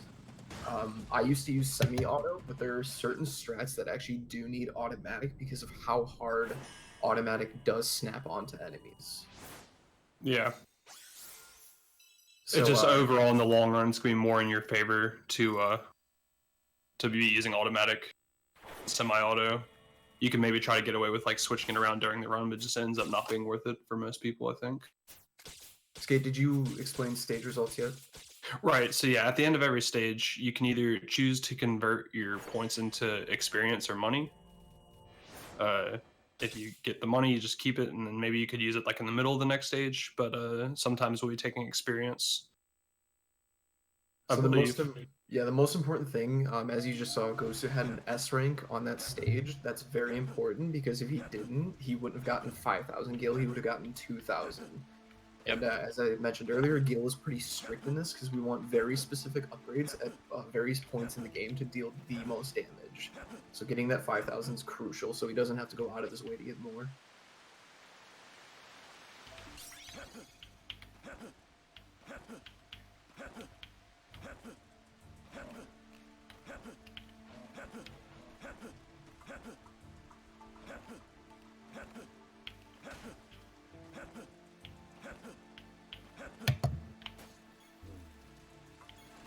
Meanwhile, I got Splitless and 2 Scarletites, so at least that's good, because I am, speaking of money, I am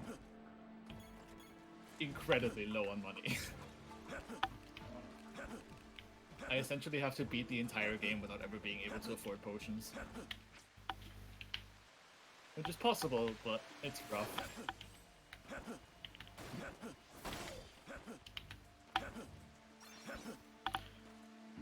Okay, so the sniper area right here. Yeah, you kind of. This is a chapter of ignoring things, that's for sure. The mission here is supposed to be eliminating all the snipers and everything, but we're just gonna kind of ignore that for the most part. So this part's especially scary because once Skate was the original router of this game, and I don't know how long you ran before I came in, but I decided I didn't want to take a level up before this stage, so we're still level 1 at base HP 780, and those sniper shots do about 300 per, so you can get whittled down pretty fast. So you gotta have an itchy trigger finger on your potions just to make sure that you don't die. Yeah, which goes into being able to have money to even afford that in the first place, which I guess taking the guild there allows you to budget for that. But the problem is the snipers are so far away, it's really just hard to do damage control on that. So you're really just hoping you don't get hit, and that can be kind of scary. Exactly. Yeah, you can see here that this mission we're supposed to be saving the boy from the hound here, but kind of similar to mission 1, we don't really want to save the child, unfortunately. And then you'll see as soon as the hound takes the kid away, we get the rusty key, and that allows us to keep going in the mission. A pretty general rule of thumb is that we don't do missions unless we're forced to. Just like Skate was saying. So if the game bars us from progressing, then we'll do missions. Wow. Other than that, we don't care. Yeah, that's a pretty hard double jump he just did there, and to forego using the ladder. Yeah, it was first try. Yeah. I think it saves time after, or doesn't save time after like 2 or 4 tries, something like that. Oh wow, okay. Yeah, after first try, it's not worth it, but it looks really cool. Yeah, being able to do a double jump, dude, I don't think they really wanted you to be able to do. So, yep. Most of the time in this game, the card key, so like he just grabbed a card key from the enemy to go through this barrier. Usually it's always either in the same enemy every single time or the last enemy in a group. Just something to be aware of.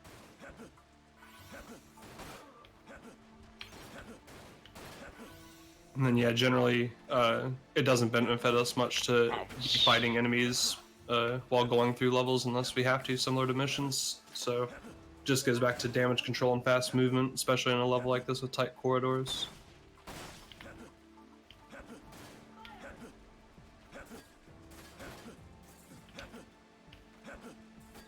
I think in order to fix my money route, I might show a cool little thing that has been like the most recent addition to the 13-2 speedrun. A little thing that I found while I was browsing a different category. But it's pretty helpful here regardless. All about the latest tech. Absolutely.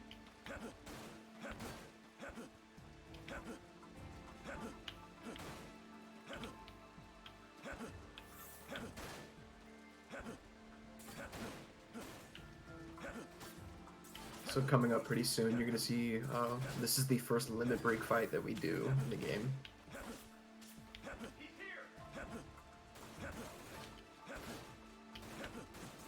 Yeah, so it acts like an item, unlike other games where you might have to take damage over time, or at 10 there's pretty much, what, 6 different ways you can get limit, for example, but this one, it just is an actual item you use and lasts for, I don't know, let's say 30 seconds. I'd say 30 seconds is pretty fair. So normally I would jump back onto the T platform I was on, but instead I'm going to do something a little different, so...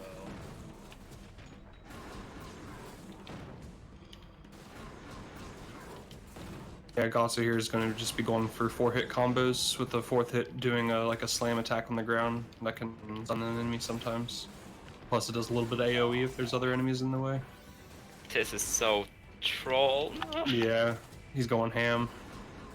And now for the cool part. Wow. Geronimo! Alright, not the worst I've ever seen.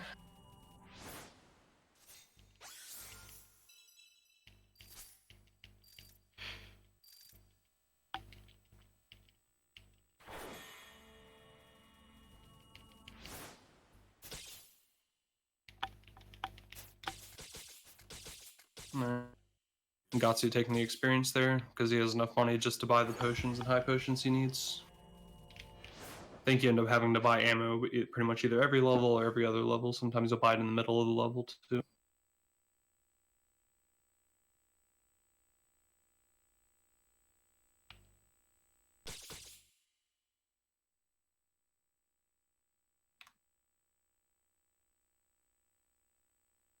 So I'm also steadily approaching the final boss fight, so it should be about 8 minutes-ish until... Yeah, feel free to shift the focus to yourself, especially with the final boss.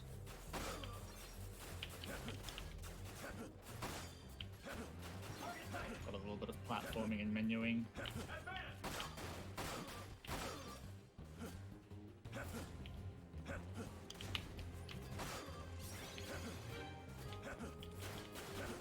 Yeah, feel free to take all the time for your commentary. Headquarters Under Siege is a pretty basic level, nothing really to Yeah, commentate. we're going up a bunch of stairs. Will do.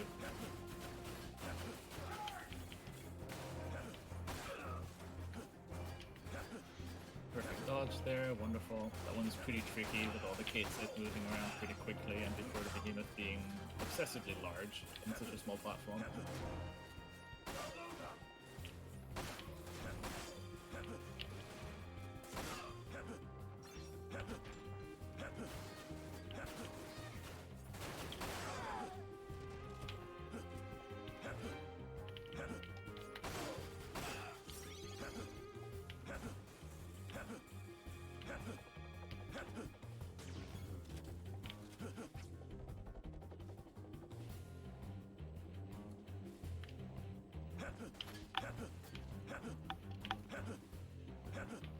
Yeah, I guess another thing about Dirge, which is weird, Final Fantasy VII is known to have a lot of glitches in it, but the other two Final Fantasy main games, Crisis Core and Dirge Service, are fairly, as far as we know, glitchless.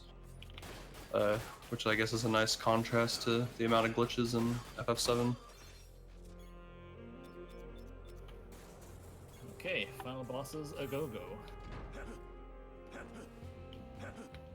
Best of luck, Kanri. Thank you.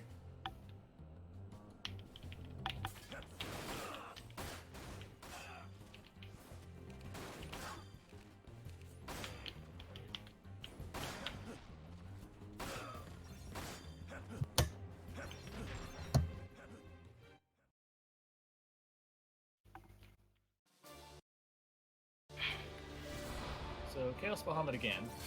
We'll just chain him up real quickly. He's going to interrupt us here, but that doesn't really matter.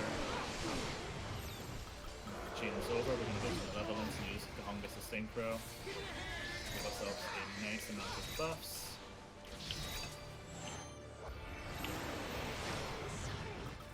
Now I just need to heal myself up real fast. Kind of letting Chichu do all the work, because it's all about outsourcing.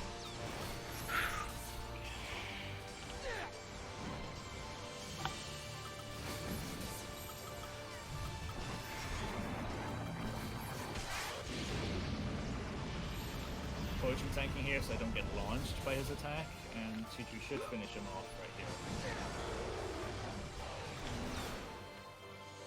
Alright. Here I insta-shift to get a cheeky skull off of Sarah before she gets shooted. Sarah's unfortunately going to get combo to death.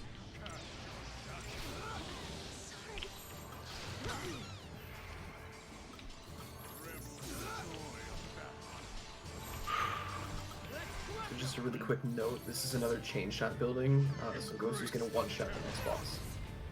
Let's hope that I'm gonna one-shot the boss. I mean, I've missed Chelk on the previous, like, practice run, so I'm really afraid of that. I'm gonna hit that shot.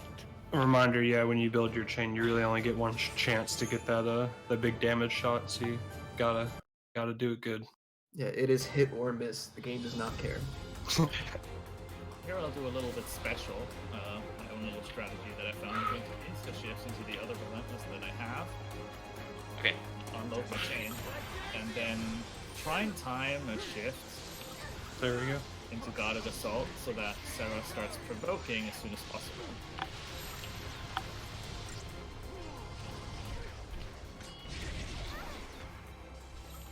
I'll do the same thing again.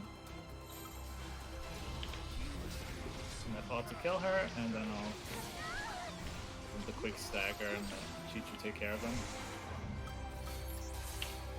I said Chichu take care of him, thank you.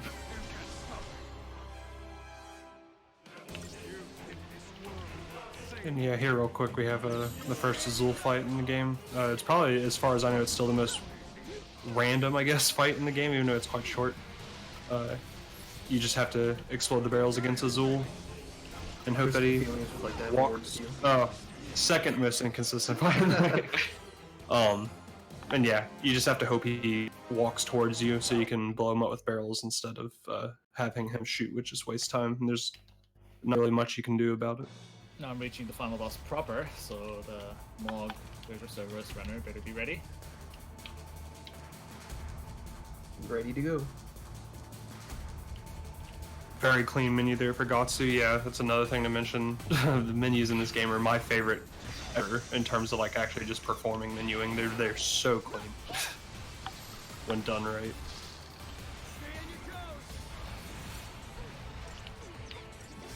Yeah, you may have noticed he sold an item there called Gravity Floater. The Gravity Floater item is supposed to make you less weight so that you move faster, but as far as we know, it doesn't really seem to do much of anything, so we just sell it. So that's another weird thing about this game. The weight system only matters when you're in the gun mode, so to say. So when you put on the Gravity Floater, when you're aiming at something, you'll run faster, but when you're just slide jumping, I think, slide dashing. Or just moving at all, right? Yeah. When you're not in that gun mode, you're always at maximum move speed. And since we're already in that gun mode as little as possible, it doesn't really help us. Right. So, what, 500 gil I think it sells for and ends up being more worth it? Yeah.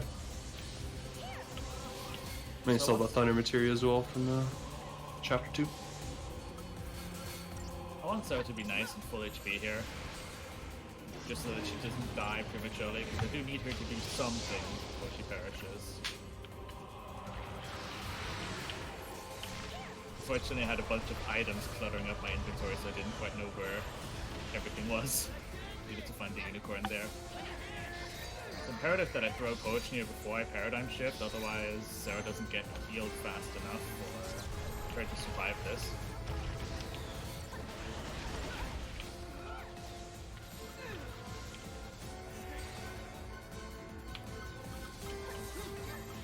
And now it is imperative that I don't immediately ATB cancel. I'm actually going to wait for Chi-Chi's next chain to do it.